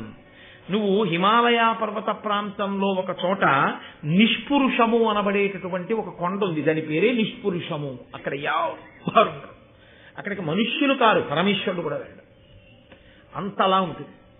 కాబట్టి అక్కడికి నువ్వెళ్ళు అంటే వెళ్ళగలడా? అంత శక్తి ఉన్నవాడు గరుత్మంతుడు. అక్కడికి వెళ్ళి అక్కడ బారయ్యి కొమ్మ, ఎవరికి ఏ ఆపద కలగదు, అక్కడ పడిపోతుంది.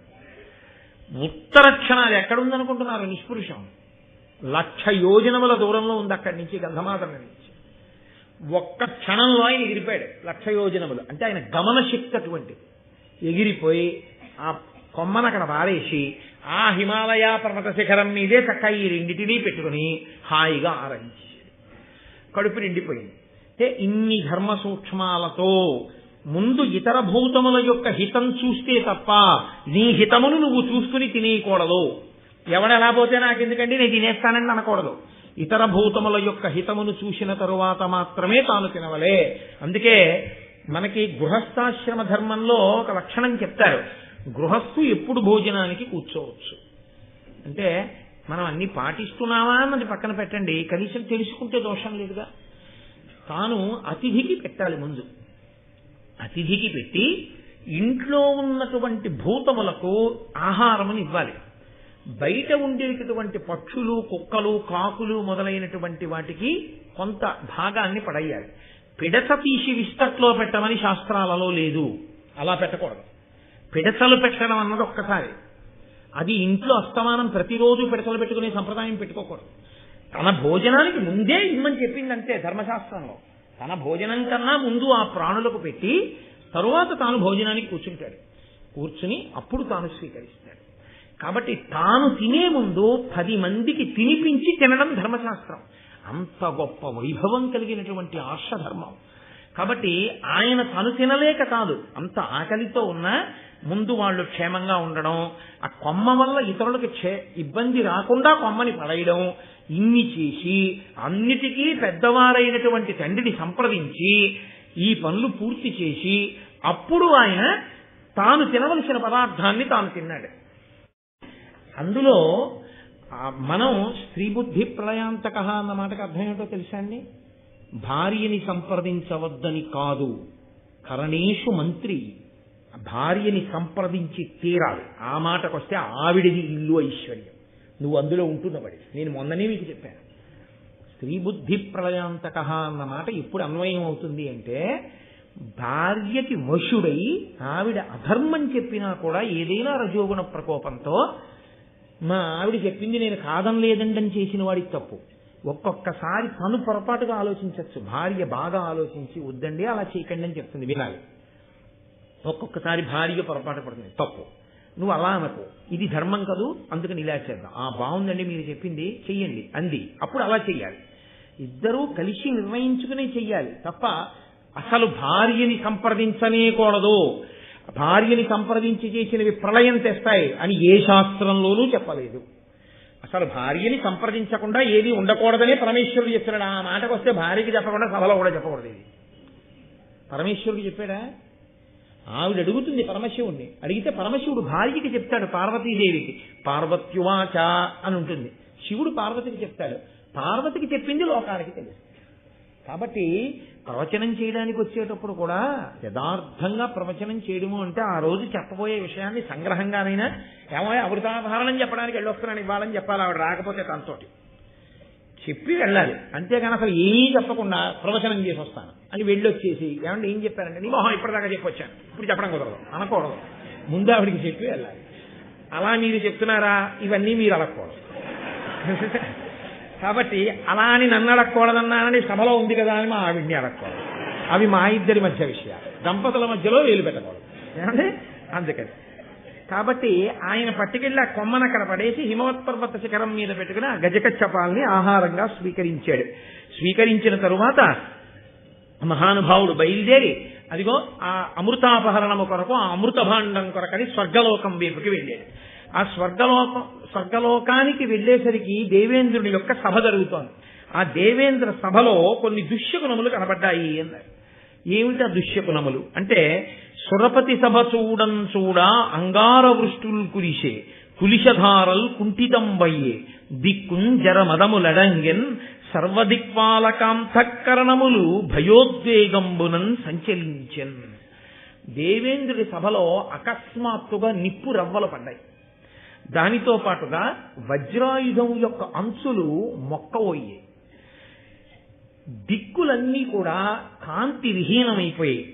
అకస్మాత్తుగా దిక్పాలకుల యొక్క మనస్సుల్లో భయము, ఉద్వేగము కలిగి వెంటనే దేవేంద్రుడు బృహస్పతి వంక చూశాడు. గురువు గారిని సంప్రదిస్తూ ఉంటాడు ఇంద్రుడు. లోకానికి ఒక పాఠం నేర్పడానికే చేస్తాడు ఏది చేసినా. వెంటనే బృహస్పతి వంక చూసి ఇన్ని దుర్నిమిత్తములు కనపడుతున్నాయి, దుశ్శకునములు కనపడుతున్నాయి, ఎందువల్ల ఇలా కనపడుతున్నాయని అడిగాడు. అంటే బృహస్పతి అన్నారు, బ్రహ్మణ్యుడకు కశ్యప బ్రహ్మవరమున వినతకు పుట్టిన అనఘమూర్తి వాలకిల్యుల దయ వరపక్షికులమున ఇంద్రుడై పరగిన యుద్ధతేజుడు ఉదడిలోనున్న అత్యుగ్ర నిషాదుల ఆరంగమృంగిన ఘోరవీరుడు ఇభకచ్చపముల రోహిణ శాఖతో ఎత్తికొని దివి పరచిన అనిలవేగి వీగి తన తల్లి దాస్యంబు నీగబూని తడయ అమృతంబు కొనిపోవ గడగి వచ్చే కామరూప సంపన్నుండు కామగమనుడు అతడు నీకు అసాధ్యుండు శతమఖుండ. నాయనా ఇంద్ర, కశ్యప ప్రజాపతి పుత్రకామేష్టి చేస్తే పుట్టినటువంటి గొప్ప తేజోవంతుడైనటువంటి కుమారుడు. వాలకిల్యుల యొక్క వరంచేత పుట్టినటువంటి పిల్లవాడు అత్యుగ్రమైనటువంటి ప్రాణులై భూమికి ఇబ్బంది తెస్తున్నటువంటి నిషాదులందరినీ ఒక్క క్షణంలో మింగినటువంటి మహానుభావుడు. తాబేటిని ఏనుగుని 2 పాదములతో పట్టుకుని రోహిణి శాఖ మీద పెడితే కొమ్మ విరిగిపోయినప్పుడు వాలకిల్యులతో సహా 2 పాదములతో ముక్కుతో కొమ్మని పట్టుకుని వెళ్లి వాలకిల్యుని రక్షించినటువంటి తేజోమూర్తి తన తల్లి దాస్యాన్ని పోగొట్టడం కోసమని, అమృతాన్ని తీసుకెళ్లి పాములకు ఇవ్వడం కోసమని కామరూప సంపన్నుడు, అంటే ఎప్పుడూ అంతరూపంతో ఉండడు. ఆయన అనుకుంటే హ్రస్వమైపోతాడు, చిన్నవాడైపోతాడు, లేదా ఇంకా పెరిగిపోతాడు, ఇంకొక రూపాన్ని పొందేస్తాడు. అన్ని శక్తులున్నటువంటి వాడు, అష్టసిద్ధులున్నటువంటి వాడు, కామగమనుడు, కనపడకుండా వెళ్ళగలిగినటువంటి వాడు. అటువంటి గరుత్మంతుడు ఇదిగో దేవలోకానికి వస్తున్నాడు అమృత భాండం కోసం. ఆయనని నువ్వు గెలవలేవయ్యా ఇంద్రా అంటూ అతను వాలకిల్యుల యొక్క వరము చేత పుట్టినవాడు అనగానే ఇంద్రుడు అన్నాడు, వాలకిల్యుల వరం చేత ఎందుకు పుట్టవలసి వచ్చింది గరుత్మంతుడు అని అడిగాడు. అడిగితే ఇక్కడ చాలా చమత్కారమైనటువంటి విషయాన్ని, చాలా గంభీరమైనటువంటి విషయాన్ని ప్రస్తావన చేశారు వ్యాస భగవానుడు. నన్నయ్య గారు ఆంధ్రీకరించి మనను అనుగ్రహించారు. ఆ వాలకిల్యులు బ్రహ్మగారి యొక్క పుత్రులు కదండి వాళ్ళు. ఇంద్రుడు కశ్యప ప్రజాపతి యొక్క కుమారుడు. కశ్యప ప్రజాపతికి అదితి అన్న భార్య ఎందు పుట్టినవాడు ఇంద్రుడు. వాలకిల్యులు బ్రహ్మగారి యొక్క కుమారులు. వాలకిల్యులు ఇంద్రుడు కూడా కశ్యప ప్రజాపతి చేసేటటువంటి యజ్ఞానికి వెళ్ళారు. ఎప్పుడు చేశాడు యజ్ఞం? మీతో నేను మనవి చేశాను, వినతా కదురుమా పిల్లల్ని కోరుకున్నప్పుడు దైవానుగ్రహాన్ని కోరి పుత్రకామేష్టి చేశాడు. ఆ యజ్ఞం చేస్తున్నప్పుడు వీళ్ళందరూ వెళ్ళారు. యజ్ఞం చేసేటప్పుడు ఒక లక్షణం ఉంటుంది. కొడుకు తండ్రి పీటల మీద కూర్చుని ఉంటాడు, దీక్షితుడు అంటారు. యజ్ఞం చేసి యాగం చేసేటప్పుడే అసలు దీక్ష అన్నమాట. కాబట్టి ఆయన దీక్షితుడై కూర్చున్నాడు. దీక్షితుడై కూర్చున్నాడు అన్న మాటకు అర్థం ఏంటంటే పీటల నుంచి ప్రతిదానికి లేచిపోకూడదు. కూర్చుంటే అలాగే కూర్చోగలిగినటువంటి స్థితిని పొంది ఉండాలి. కాబట్టి యాగదీక్షితుడు అంటే ఏ కారణానికి లేవకూడదు. కడుపున పుట్టిన కొడుకులే చచ్చిపోనివ్వండి. సగరుడు యజ్ఞం చేస్తుంటే 60,000 మంది సగరులు చచ్చిపోయారని వార్త వచ్చింది. ఆయన లేవలేదు. లేవకూడదా నువ్వు, ఉపద్రవాలు వస్తాయి, అలాగే కూర్చో అన్నారు. మరి మైలు రాదా అండి అని మీరు నన్ను అడగచ్చు. చేతికి కంకణం ఉంటుంది. ఆ కంకణం ఉన్నప్పుడు ఇంక ఇబ్బంది ఉండదు. ఆ కంకణ విసర్జనం చేసేంత వరకు మైల కూడా, ఆ శౌచ కూడా అంటుకోదు. కాబట్టి మళ్ళీ ఆయన అంశుమంతుడిని పంపించాడు, ఎక్కడుందో యాగాశ్వం చూసి పట్టుకురారా అని. కాబట్టి యాగదీక్షితుడు అన్న మాటకు అర్థం ఏమిటంటే ఆయన పీటల మీద కూర్చుని ఉంటాడు. ఆయన పీటల మీద కూర్చుని ఉన్నప్పుడు కార్యం బాగా జరగడం అంటే అర్థం ఏమిటి? ఆయన యందు ప్రేమ ఉన్నవారు ఆ కార్యమునందు సహకరించాలి. అప్పుడు ప్రేమ ఉన్నది అని నిఖార్స్ గుర్తు. అందుకే అమ్మాయి పెళ్లి చేస్తున్నాడు అనుకోండి, ఆయన అందరూ వచ్చామంటారంటే మీకేం పర్వాలేదు, హాయిగా మీరు కన్యాదానం చేయండి, మేమందరం లేవు, మేమందరం చూసుకుంటా ఉంటారు. ఆ తండ్రి కన్యాదాత పీటల మీద కూర్చుని ఆ పిల్లతో గౌరీ తపస్సు చేయించి కన్యాదానం చేయించి ఇన్ని చేయిస్తుంటాడు. చేయించినప్పుడు ఈయన యందు ప్రేమ ఉన్నవారు మాత్రమే కార్యాన్నంతటినీ చక్కబెట్టవలసి ఉంటుంది. ఆయన పీటల మీద కూర్చుని పెళ్లి భోజనాలు చూసి వచ్చిన వాళ్ళకి ఆహ్వానము పలికి వెళ్లే వాళ్ళకి వీడ్కోలు పలికి ఆయన ఎక్కడ చేస్తాడండి? ఎలా కుదురుతుంది? కుదరదు. కాబట్టి ఇప్పుడు ఎవరు చేయాల్సి ఉంటుంది? మరి ఆయన శుభలేఖలు పంచిపెట్టి ఆయన పీటల మీద కూర్చుంటే ఆయన అన్న మాట నిజమయ్యేటట్టు చెయ్యడం రెండింటి వలన చేస్తారు. దేని వలన? ప్రేమతో. అక్కడ ఒకవేళ జరగవలసిన మర్యాద జరగకపోయినా ప్రేమ ఉంది కాబట్టి సహించి ఊరుకుంటారు. 2, ఆయన అన్నమాట నిజమవ్వాలి. ఆయన శుభలేఖలు ఇచ్చి పిలుచుకున్నాడు.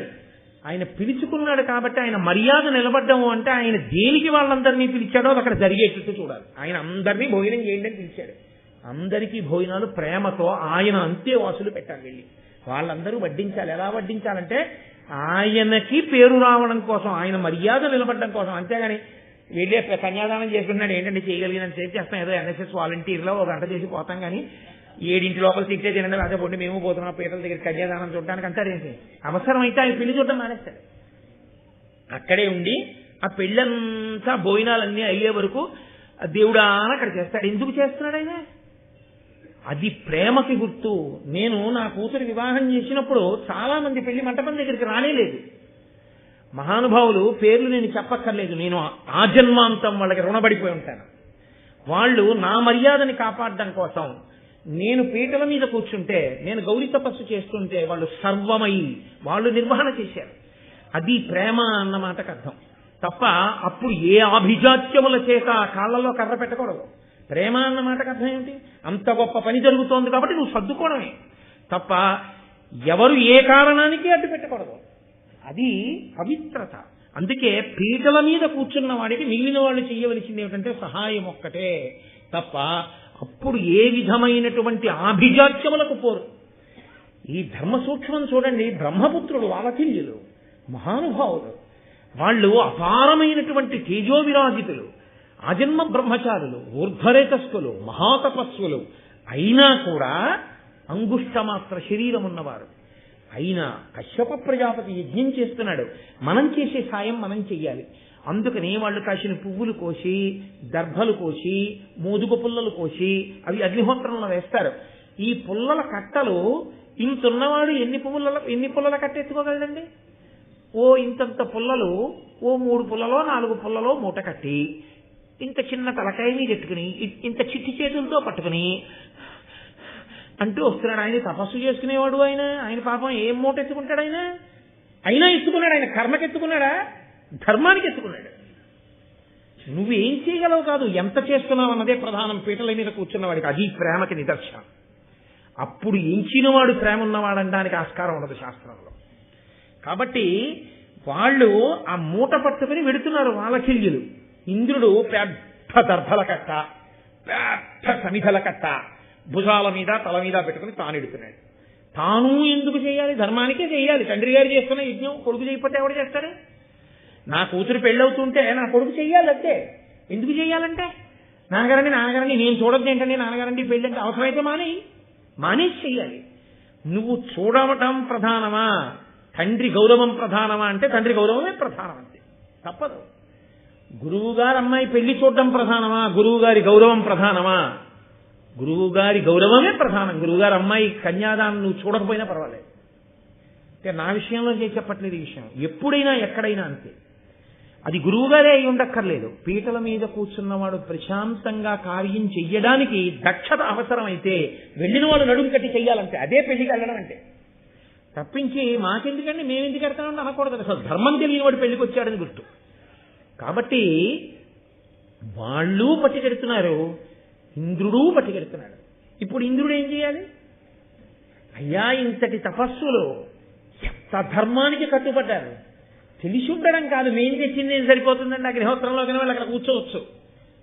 కాదు, ఒక చిన్న మోదుగు పుల్లే కావచ్చు, ఇంత దర్భ కావచ్చు, మా వంతు సాయం మాది అని పట్టుకొస్తున్నారని చూసి మురిసిపోవాలి. మురిసిపోలేదు. కుసంస్కారములు ఎక్కడుంటాయో మీరు ఆలోచించాలి. ఇవి ప్రధానంగా ఎక్కడ బయటకు వస్తాయంటే మన ఇంట్లో శుభకార్యం చేసేటప్పుడే బయటకు వస్తాయి ఇవన్నీ. ఎవడైనా శుభకార్యం తలపెట్టాడు అనుకోండి, వెళ్ళిన వాడికి ముందు ఏది వెతుకుతాడంటే వాడికి మనం ఏ రకంగా పేరెట్టచ్చు, ఏ రకంగా వాడిని ఇబ్బంది పెట్టచ్చు. వీడికి సమస్తము తెలిసినట్టు వాడికి వంక పెట్టేవాడే కానీ నిజంగా వాడిని ప్రేమతో అనువర్తించి నిలబడేటటువంటి వాళ్ళు చాలా తక్కువ మంది ఉంటారు. ఆ విషయంలో నేను చాలా భాగ్యవంతుణ్ణి. నా కూతురు వివాహం చేసినప్పుడు ఎంత గొప్పగా నిలబడ్డారు అందరూ. కాబట్టి అది తెలిసి ఉంటుంది. అది తెలిసి ధర్మం కోసం మహానుభావులు పట్టుకొస్తున్నారు. వాళ్ళని చూసి సంతోషించి అభినందించవలసినటువంటి వాడు అభినందించకపోగా మీరెంత, మీ శరీరాలెంత, మీరు తెస్తున్న మూటలెంత, దీనికి పెద్ద అగర్పు చెమట, వాళ్ళని చూడండిరా ఎన్ని దర్భలు తెచ్చేస్తున్నారు అని పక్క అని వాళ్ళ దర్భల మూటలు తీసుకొచ్చి యజ్ఞశాలలో పడేసి చూడడానికి బొటన వేలంతున్నారు. వాళ్ళు ఇంద్రుడి వంక చూసి అన్నారు, రణ విజయుడనల తేజుండలిమాది గుణాఢ్యుడుజితుడయ్యడు వీరాగ్రని శతముకు కంటెను శతగుణ వీర్యుండైన పుత్రకుండజితుండై అన్నారు. నేను ఇంద్రుండని కదా నీకు అహంకారం, మమ్మల్ని చూసి నవ్వావు. ఇంద్రుడి కన్నా గొప్పవాడు, యుద్ధమునందు గెలవబడలేనివాడు, ఆయన్ని గెలవడం ఎవరికీ సాధ్యం కాదు. ఇంద్రుడి కన్నా చాలా గొప్పవాడు, స్వతసిద్ధంగా అణిమాది అష్టసిద్ధులను సాధించుకున్నవాడు. అటువంటి మహానుభావుడొకడు ఇప్పుడు ఈ పుత్రకామేష్టి వలన కశ్యప ప్రజాపతికి కొడుకుగా జన్మించుగాక. ఆయన ఈ ఇంద్రుడి కన్నా గొప్పవాడై ఇంద్రుడవుతాడు. ఊడిపోయిందా పదవి? వెంటనే కశ్యప ప్రజాపతి యొక్క ధర్మము అన్న మాటకు అర్థం చూడండి. అది విశాల హృదయం, అది ధర్మం, అది మనం నేర్చుకోవలసింది మహాభారతంలోంచి. ఆయన అన్నాడు వెంటనే, ఉండు ఇతండు పద్మజనుయోగమునం త్రిజగంబులందు ఇంద్రుడై భూతరాశి తన దౌర్బల శక్తి కడంగి కాచుతుం రెండవ ఇంద్రుడైన విపరీతమగున్భవన ప్రవృత్తి నీ రెండు విధంబు చేయుటిది యుక్తమే బ్రహ్మ నియుక్తి ఉండగను. ఈ ఇంద్రుడు తన భుజబల శక్తితో లోకాలలో ఉండే ప్రాణులన్నింటినీ కాపాడుతున్నాడు. ఇతను ఇంద్రుడు అని పరమేశ్వరి మహానుభావుడు చతుర్ముఖ బ్రహ్మగారు నిర్ణయం చేశారు. ఒక రూల్ని పాటించడంలో, పెద్దలు చేసిన నిర్ణయాన్ని ఔదలదాల్చడంలో ఎంత గౌరవంతో ఔదలదాల్చాలో చూడండి. అది పెద్దలు చేసిన నిర్ణయం కాబట్టి అందులో మా బుద్ధితో సంబంధం ఏముందండి? వారు నిర్ణయం చేశారు కాబట్టి అది శతథా అంగీకరించవలసిందే. కాబట్టి మేము అనువర్తిస్తాం. చతుర్ముఖ బ్రహ్మగారు ఆయన్ని ఇంద్రుడిగా పెట్టారు. ఆ ఇంద్రుడు లోకములన్నింటినీ తన భుజబలంతో కాపాడుతున్నాడు. ఒక ఇంద్రుడు ఉండగా మళ్ళీ ఇప్పుడు పుట్టబోయే పిల్లాన్ని ఇంద్రుణ్ణి చేస్తే బ్రహ్మగారు నొచ్చుకోరయ్యా? నేను ఒకడిని ఇంద్రుణ్ణి చేశాను, వాళ్ళు ఒకడిని ఇంద్రుణ్ణి చేశారు, ఇలా ఎవరి మానాన వాళ్ళు ఎవరిని పడితే వాళ్ళని ఇంద్రుణ్ణి చేసుకుంటూ పోతే లోకంలో ఇంతమంది ఇంద్రుడు బయలుదేరితే ఏ ఇంద్రుడు ఏది చెయ్యాలన్న విషయంలో మళ్ళీ పరమేష్ఠికి ఎంత తలపోటు వద్దు.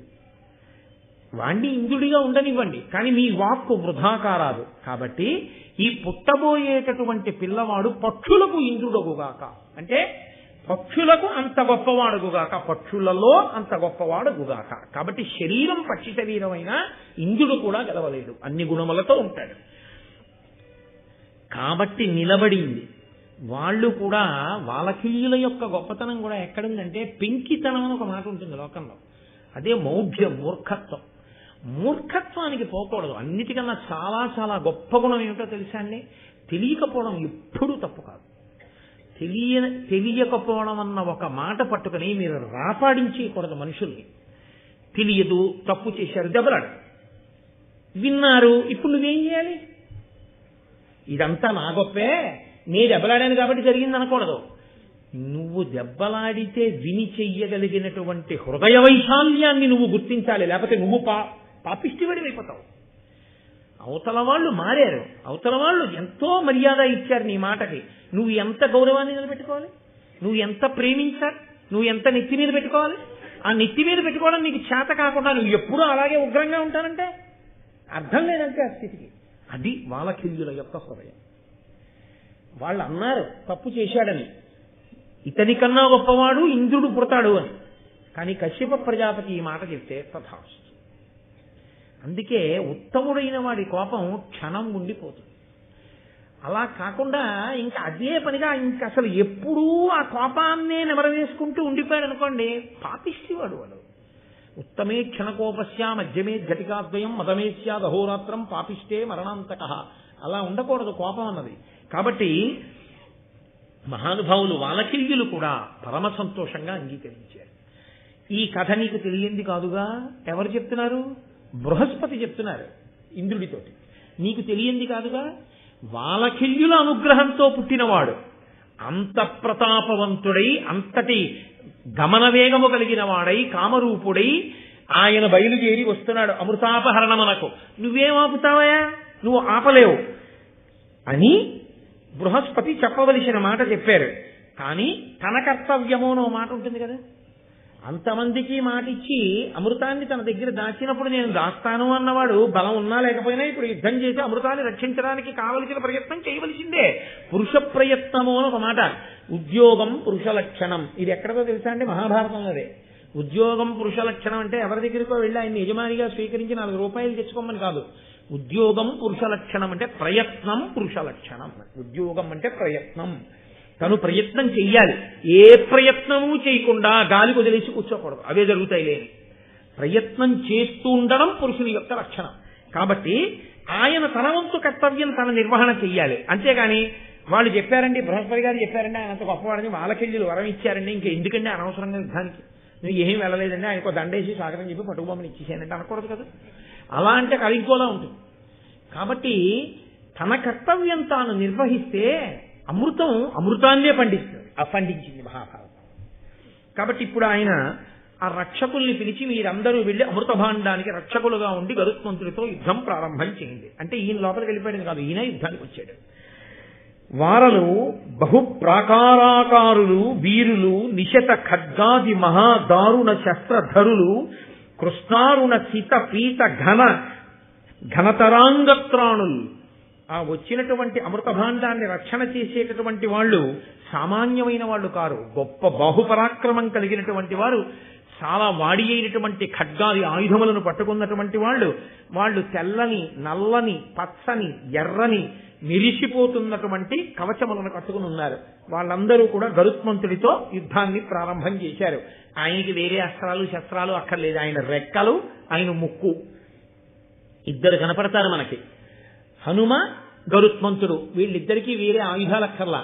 వాళ్ళలోని శక్తియే వాళ్ళకి రక్ష. వాళ్ళు ఎంత పెద్ద వినాశనాన్నైనా చెయ్యగలరు, ఎంత గొప్ప రక్షణైనా కట్టగలరు. ఇద్దరూ మహానుభావులే, ఇద్దరూ గమనశక్తి కలిగినటువంటి వాళ్లే, అటువంటి స్థితి ఉన్నవాళ్లే. కాబట్టి ఇప్పుడు ఆ అమృతాన్ని రక్షించే వారితో యుద్ధం ప్రారంభమైంది. వితతోల్కాశని పుంజమొక్కయనగా విన్వీధి విక్షిప్త పక్షతి వాతాహతి తూల శకలాకారంబులై వారిజ ప్రతతుల్ సాల్పడి నల్గడంచెదరగా బారెన్ మనోవేగుడై పతగేంద్రుండమృతాంతికంబునకు తత్పాలుర్భయం బంతగం. ఆ గరుత్మంతుడు ఆ రెక్కలని అల్లారుస్తూ ఆ స్వర్గలోకంలో ఒక్కసారి విహరించి వాళ్ళని తన రెక్కల చేత కొట్టి ముక్కుతో వాళ్ళని పొడుస్తుంటే అక్కడ పిడుగులు ఒక్కసారి కొన్ని వేల పిడుగులు పడుతున్నటువంటి గాలి వస్తే ఎలా ఉంటుందో అటువంటి పరిస్థితి ఏర్పడింది. పెద్ద గాలికి దూది పింజల వంటి మేఘములు ఎలా కొట్టబడతాయో అలా ఆ కాపు కాస్తున్నటువంటి వీరునందరినీ చెదరగొట్టి పక్షతుండాగ్ర నఖక్షత దేహులై బోరన నవరక్త ధారలుక విహగేంద్రునకు నోడి నిహతులై సురవరుల్ సురరాజు మెరుపు సొచ్చిరి కలంగి సాధ్యులనాయాస సాధ్యులై పారిరి పూర్వాభిముఖులై గర్వముడిగి వసువులు రుద్రులు వసుహీన విప్రుల క్రియ దక్షిణాశ్రితులయిరి భీతినంది అపరదిక్కు పొంది రాదిత్యులు ఆశ్వినులు ఉత్తరమున కొరగి బరచి అనల వరుణ పవన ధనద యమాసురుల్ వీక దరింగి కందిశీకులైరి.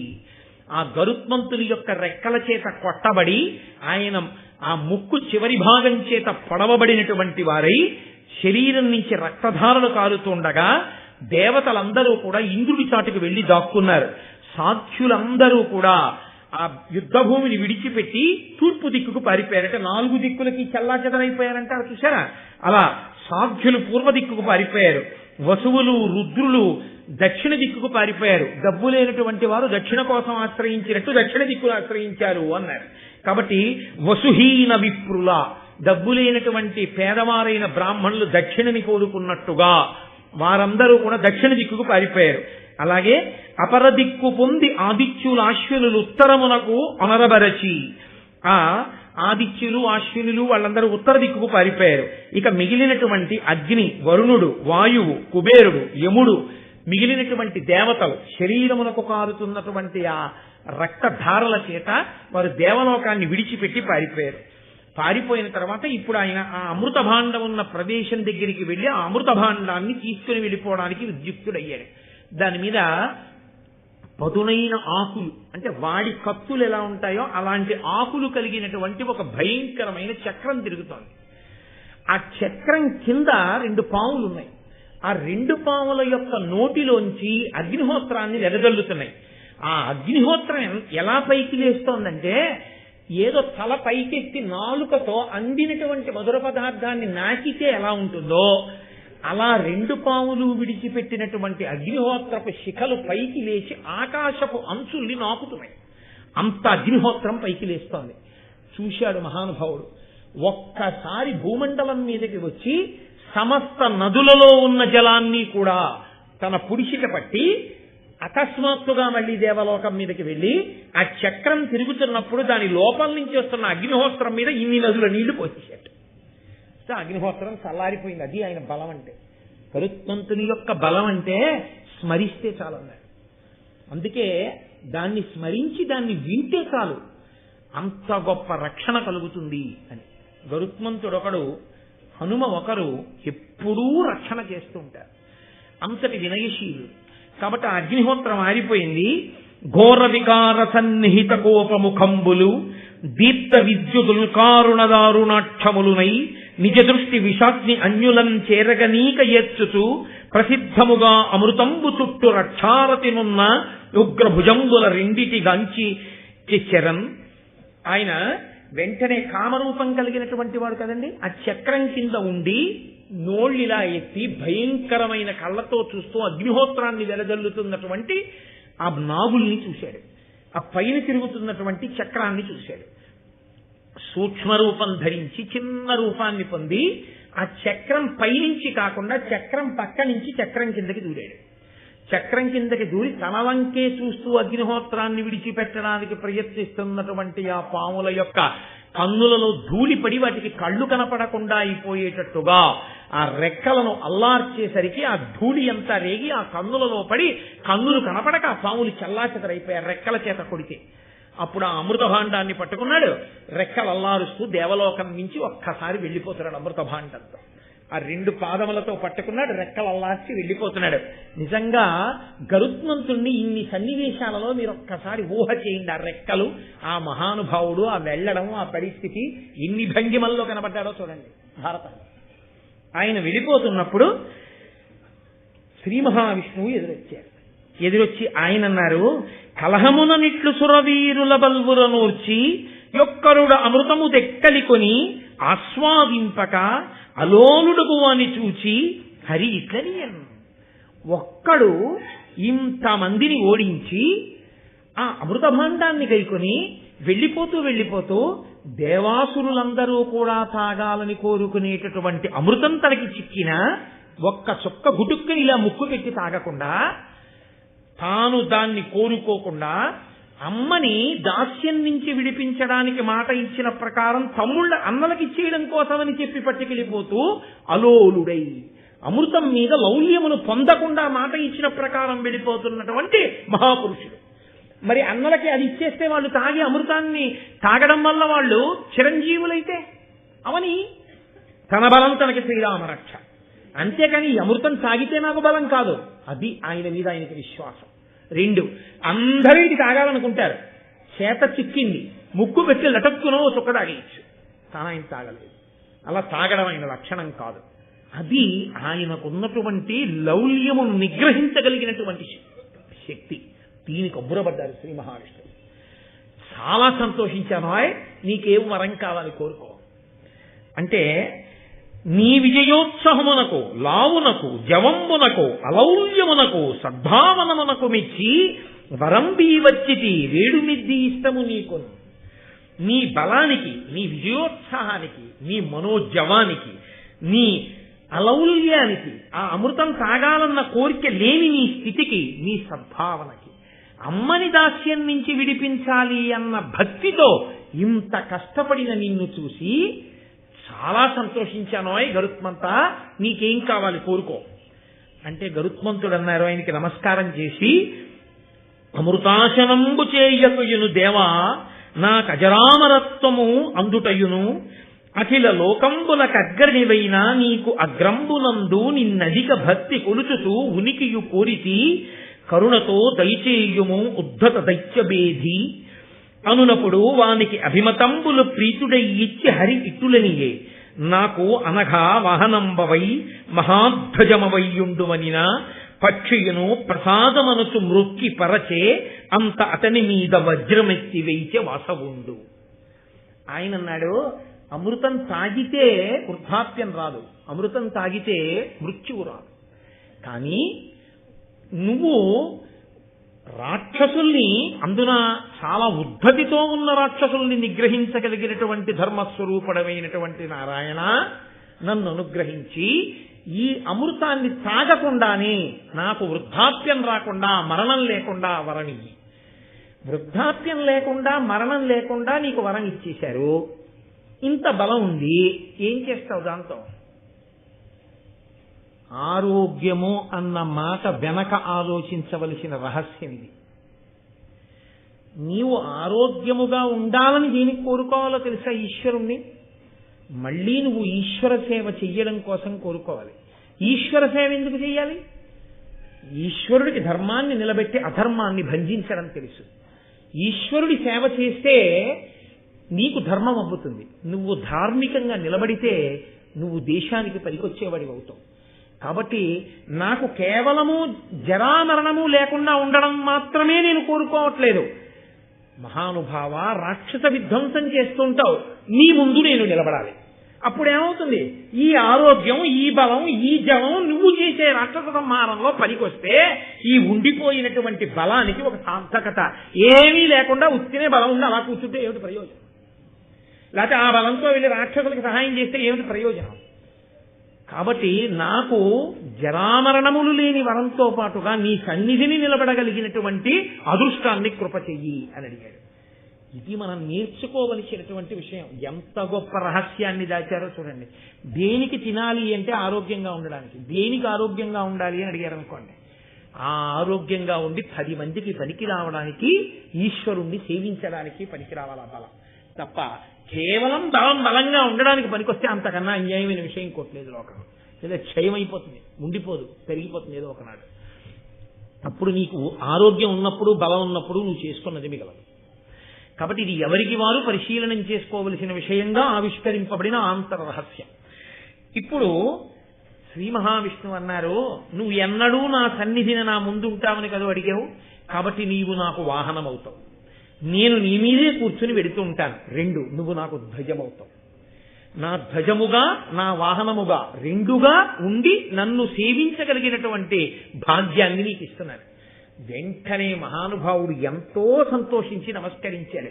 ఎప్పుడైనా సంతోషించి ఆనందించవలసిందంటూ జీవితంలో దొరికితే ఈశ్వరుడి ముంగిట నిలబడగలగడం, ఈశ్వరుణ్ణి సేవించడం, ఈశ్వరుడికి ఏదైనా సేవ చేశాను అని చెప్పుకోగలగడం, 10 మందికి పనికొచ్చేటట్టు బతకగలగడం. ఇవి చేసిన నాడు నీ ఆరోగ్యం, నీ బలం, నీ తెలివి, నీ మాట, ధన్యత, ఇందులో ఏదైనా నీ స్వార్థానికే నువ్వు వాడుకున్న నాడు అందులో నువ్వు సంతోషించడానికి నిన్ను ఆదర్శంగా తీసుకోవడానికి అంతకన్నా లేదు. నీ కడుపు కోసం, నీ స్వార్థం కోసం నువ్వు వీటిని వాడుకున్నావు కాదు. వీటిని త్యాగమయుడవై సమాజానికి అందించు. నువ్వు అందరికీ ఆదర్శ పురుషుడవై నిలబడిపోతావు. ఆదర్శ పురుషుడిగా నిలబడి ఎలా బతకాలో గరుత్మంతుడు ఈశ్వరుడి ముందు నిలబడి మనకి చూపిస్తూ ఉంటాడు. గరుత్మంత దర్శనం చేస్తే కానీ లోపలికి వెళ్ళంగా దర్శనానికి, ఆయన్ని చూడగాని మనకి ఆయనలా నిలబడాలన్న కోరిక లోపల పొటమరిస్తే ఆనాడు జన్మధన్యం. తప్ప కేవలం గరుత్మంతుడికి నమస్కారం చేసి వెళ్ళడానికి గరుత్మంతుడికి నమస్కారం చేయడం అభ్యున్నతి హేతువు అని నేను అనుకోవట్లేదు. బహుశः గరుత్మంతుడు ఆ బుద్ధి తర్వాతి కాలంలో కల్పిస్తాడేమో, కల్పించి రక్షిస్తాడని చెప్పవలసి ఉంటుంది తప్ప ఏ ప్రయోజనం ఉండదా నమస్కారానికని సిద్ధాంతీకరించకూడదు. కాబట్టి ఇప్పుడు ఆ గరుత్మంతుడు కోరుకున్నటువంటి వరాన్ని ఇచ్చారు. కానీ ఇంద్రుడు మాత్రం తన కర్తవ్య నిర్వహణ తాను చేయాలి కదండి. అందుకని తనని అక్కడ ఉన్న రక్షకులు ఓడిపోయారు, అమృత భాండాన్ని తీసుకుపోతున్నాడు. అందుకని వజ్రాయుధాన్ని ప్రయోగించాడు. ఇప్పుడు ఆ వజ్రాయుధపు అంచులు మెరిసిపోతూ అది గరుత్మంతుడికి దగ్గరగా వెళ్ళింది. గరుత్మంతుడు ఒక నవ్వు నవ్వి అన్నాడు, నువ్వు వచ్చావు మంచిదే, పాపం ఇంద్రుడు విడిచిపెట్టాడు, నీ బలం ఇతరుల మీద చూపించు. నా దగ్గరికి వచ్చి నన్ను కొడితే నీకేం వస్తుంది? నువ్వేమీ చెయ్యలేవు. కానీ నువ్వు ఏమీ చెయ్యలేకపోయావనుకో నీకు కాదు అవమానం. ఎవరికి అవమానమో తెలుసా? నిన్ను దేంతో తయారు చేశారు? దధీచి మహర్షి యొక్క ఎముకలతో తయారు చేశారు. దధీచి మహర్షి యొక్క ఎముకలు దేంతో తయారు చేయబడ్డాయి? బ్రహ్మజ్ఞానాన్ని అంతటినీ ఆయన ఎముకలలో దాచుకున్నాడు. అంత గొప్ప స్థితి పొందిన ఎముకలు కాబట్టి ఆ ఎముకలతో వజ్రాయుధాన్ని తయారు చేశారు. ఇప్పుడు వచ్చిన వజ్రాయుధం ఏమీ చెయ్యలేకపోతే ఈ అవమానం ఎవరికి వెడుతుంది? దధీచి మహర్షి యొక్క ఎముకకి వెడుతుంది.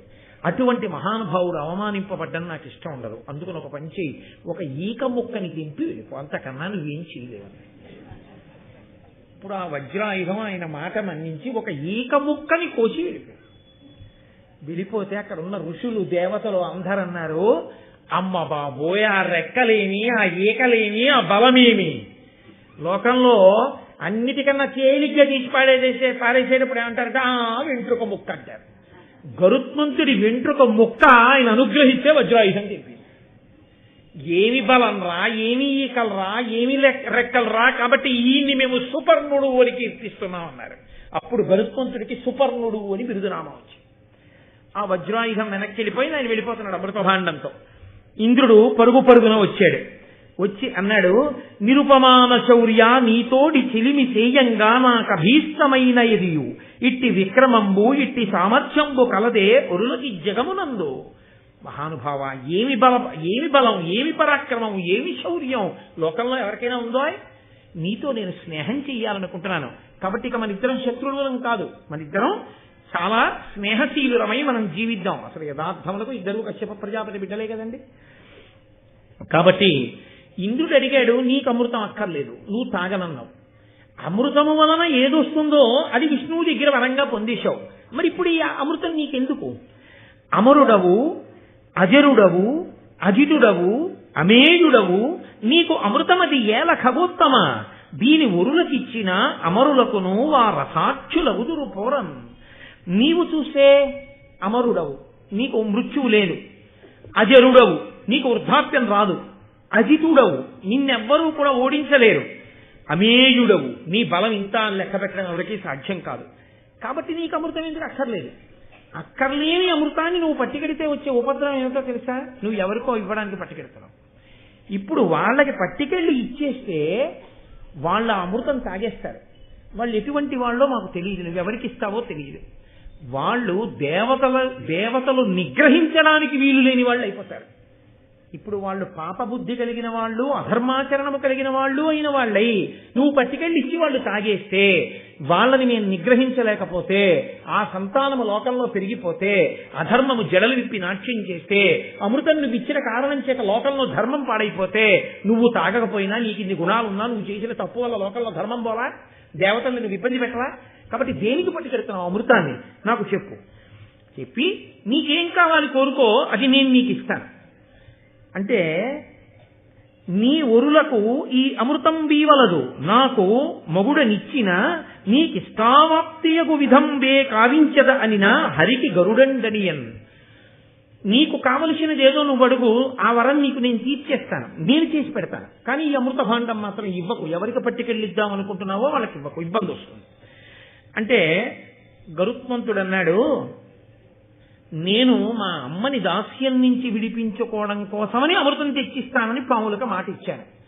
ఎక్కడి వరకు వాళ్ళు నన్ను అడిగారు? అమృతం తెచ్చి ఇమ్మని అడిగారు, సాగించమని నన్ను అడగారు.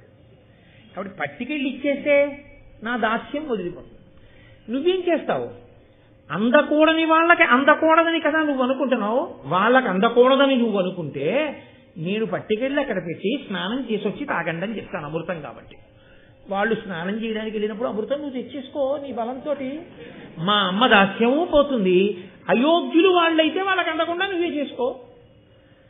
ఆయన నాకు చాలా బాగుంది, పూనా ఉపకారం వచ్చింది. పట్టుకెళ్ళి గబాలను నువ్వే వాళ్ళందరినీ చేతులు పట్టండి, నువ్వు నోళ్ళు తెరవండి పోసి అక్కడ పెట్టి స్నానం చేయండి. నేను కాగల కార్యం రఘులు చూసుకుంటారు, నేను చూస్తాను, పట్టుకుపోతాను, చాలా సంతోషం అని ఆయన అన్నాడు. గరుడుని యొక్క శక్తి చాలా గొప్పది అని చెప్పి నాకు ఇప్పుడే బృహస్పతి చెప్పాడు, నేను చూశాను. మహానుభావ, అసలు నీ శక్తి ఎటువంటిదో ఒకసారి వినాలనుకుంటున్నానయ్యా. ఇప్పుడు యుద్ధం మాత్రమే చూశాను, ఒక్కసారి నీ శక్తి ఎంతటిదో చెప్పు. ఇది గరుత్మంతుని యొక్క గొప్పతనం. సుందరకాండలో హనుమ ఎలా చెప్పుకోరో అలాగే గరుత్మంతుడు కూడా చెప్పుకోడు. ఆయన అన్నాడు, పరనిందయు ఆత్మగుణోత్కర పరికీర్తనము చేయగా ఉచితమే సత్పురుషులకు అయినను నీ కచ్చెరువుగా నా కల తెరంగు చెప్పేద ప్రీతి. లోకంలో ఎక్కడైనా తన్ని తాను పొగుడుకోవడం, ఇతరుల్ని నింద చేయడం, ఈ రెండు చెయ్యొచ్చయా? రెండు చంపడం చావడంతో సమానం. కాబట్టి అలా నా బలం ఇంత గొప్పదని నేను ఎలా చెప్పుకుంటాను? చెప్పుకోకూడదు. కానీ పెద్దవాడివి, దేవలోకాధిపతివి, నువ్వు అడిగిన తరువాత చెప్పాలి. నా బలాన్ని వినయంతో చెప్తున్నాను తప్ప అతిశయంతో చెప్తున్న వాడిని మాత్రం కాదు. నువ్వు అడిగావని చెప్తున్నానంటే విను, చెప్తాను. స్థావర జంగమ ప్రవితంబగు భూవలయంబునెల్లా నా లావున భూని తాల్తూ అవిలంఘ పయోధి జలంబులెల్లా రత్నావళితోన చల్లుదు బృహన్ నిజపక్ష సమీరణంబునన్ దేవగణేశ ఈ క్షణమ తిమ్రని వస్తు ద్రివిష్టమంబులన్. నా బలం ఎంతటిదో నీకు చెప్తాను విను. స్థావర జంగమములతో అంటే కదిలే ప్రాణులతో కదలనిటువంటి వాటితో ఉన్న ఈ భూమండలాన్నంతటినీ కూడా నా లావున భూనిదాల్తూ అంటే కదలనివి కొన్ని ఉంటాయి, అరణ్యాలు పర్వతాలు ఇలాంటివి. కదిలేవి కొన్ని ఉంటాయి ప్రాణులు. కదిలే వాటితో కదలని వాటితో కలిపి ఈ భూమినంతటినీ ఎక్కేసి నా రెక్కల మీద పెట్టుకుని తిప్పేస్తాను. కాదు, ఈ సముద్రాలలో సముద్ర గర్భంలో రత్నాలుంటాయి. నేను సముద్రాల దగ్గరికి వెళ్లి రెక్కలిలా అల్లారిస్తే ఆ నీళ్లు రత్నాలతో సహా భూమి మీదకి ఎగిరి పడిపోతాయి, చల్లాచెదరైపోతాయి. ఇంకేముండదు అక్కడ అడుగును చూడడానికి. కనీసం నీళ్లు చిమ్ముకుపోయిన తర్వాత అడుగున రత్నాలు కూడా కనబడవు, రత్నాలు కూడా ఎగిరి పడిపోతాయి. కాదు, 3 లోకములను క్షణంలో తిరిగి వచ్చేస్తాను. అది నా బలం. అంతకన్నా ఏం చెప్పమంటావు? బాగుండదు భయ్. ఇంద్రుడు తెల్లబోయి చాలా సంతోషించి, మహానుభావ, నేను కూడా నీకో వరం ఇవ్వాలనుకుంటున్నాను. ఇంత గొప్పవాడివి, నేను మీతో మనవి చేశాను కదా, దేవతలకు అది లక్షణం. వాళ్ళు ప్రసన్నులై కనబడితే వరం ఇవ్వకుండా ఉంటారు. కాబట్టి నీకు నేను వరం ఇవ్వాలనుకుంటున్నాను, కోరుకో. మీరు జాగ్రత్తగా ఆలోచించండి.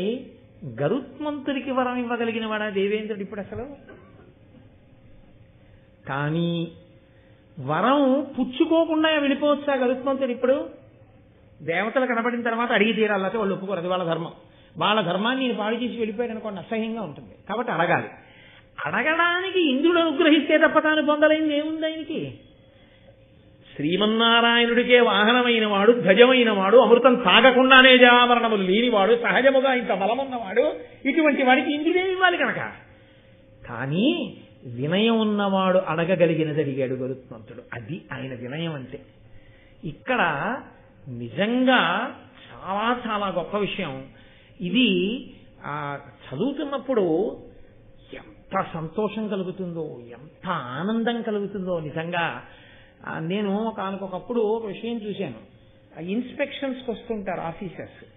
ఇన్స్పెక్షన్స్కి వస్తే వాళ్ళు ఏం చేస్తారంటే ఆ ఆఫీస్కి అంతటికీ కూడా అధికారి ఏదో అందరికన్నా ఓ మంచి కుర్చీలో కూర్చుంటాడు కదండి, కాస్త అటు ఇటు తిరిగే కుర్చీలోనన్నా కూర్చుంటాడు.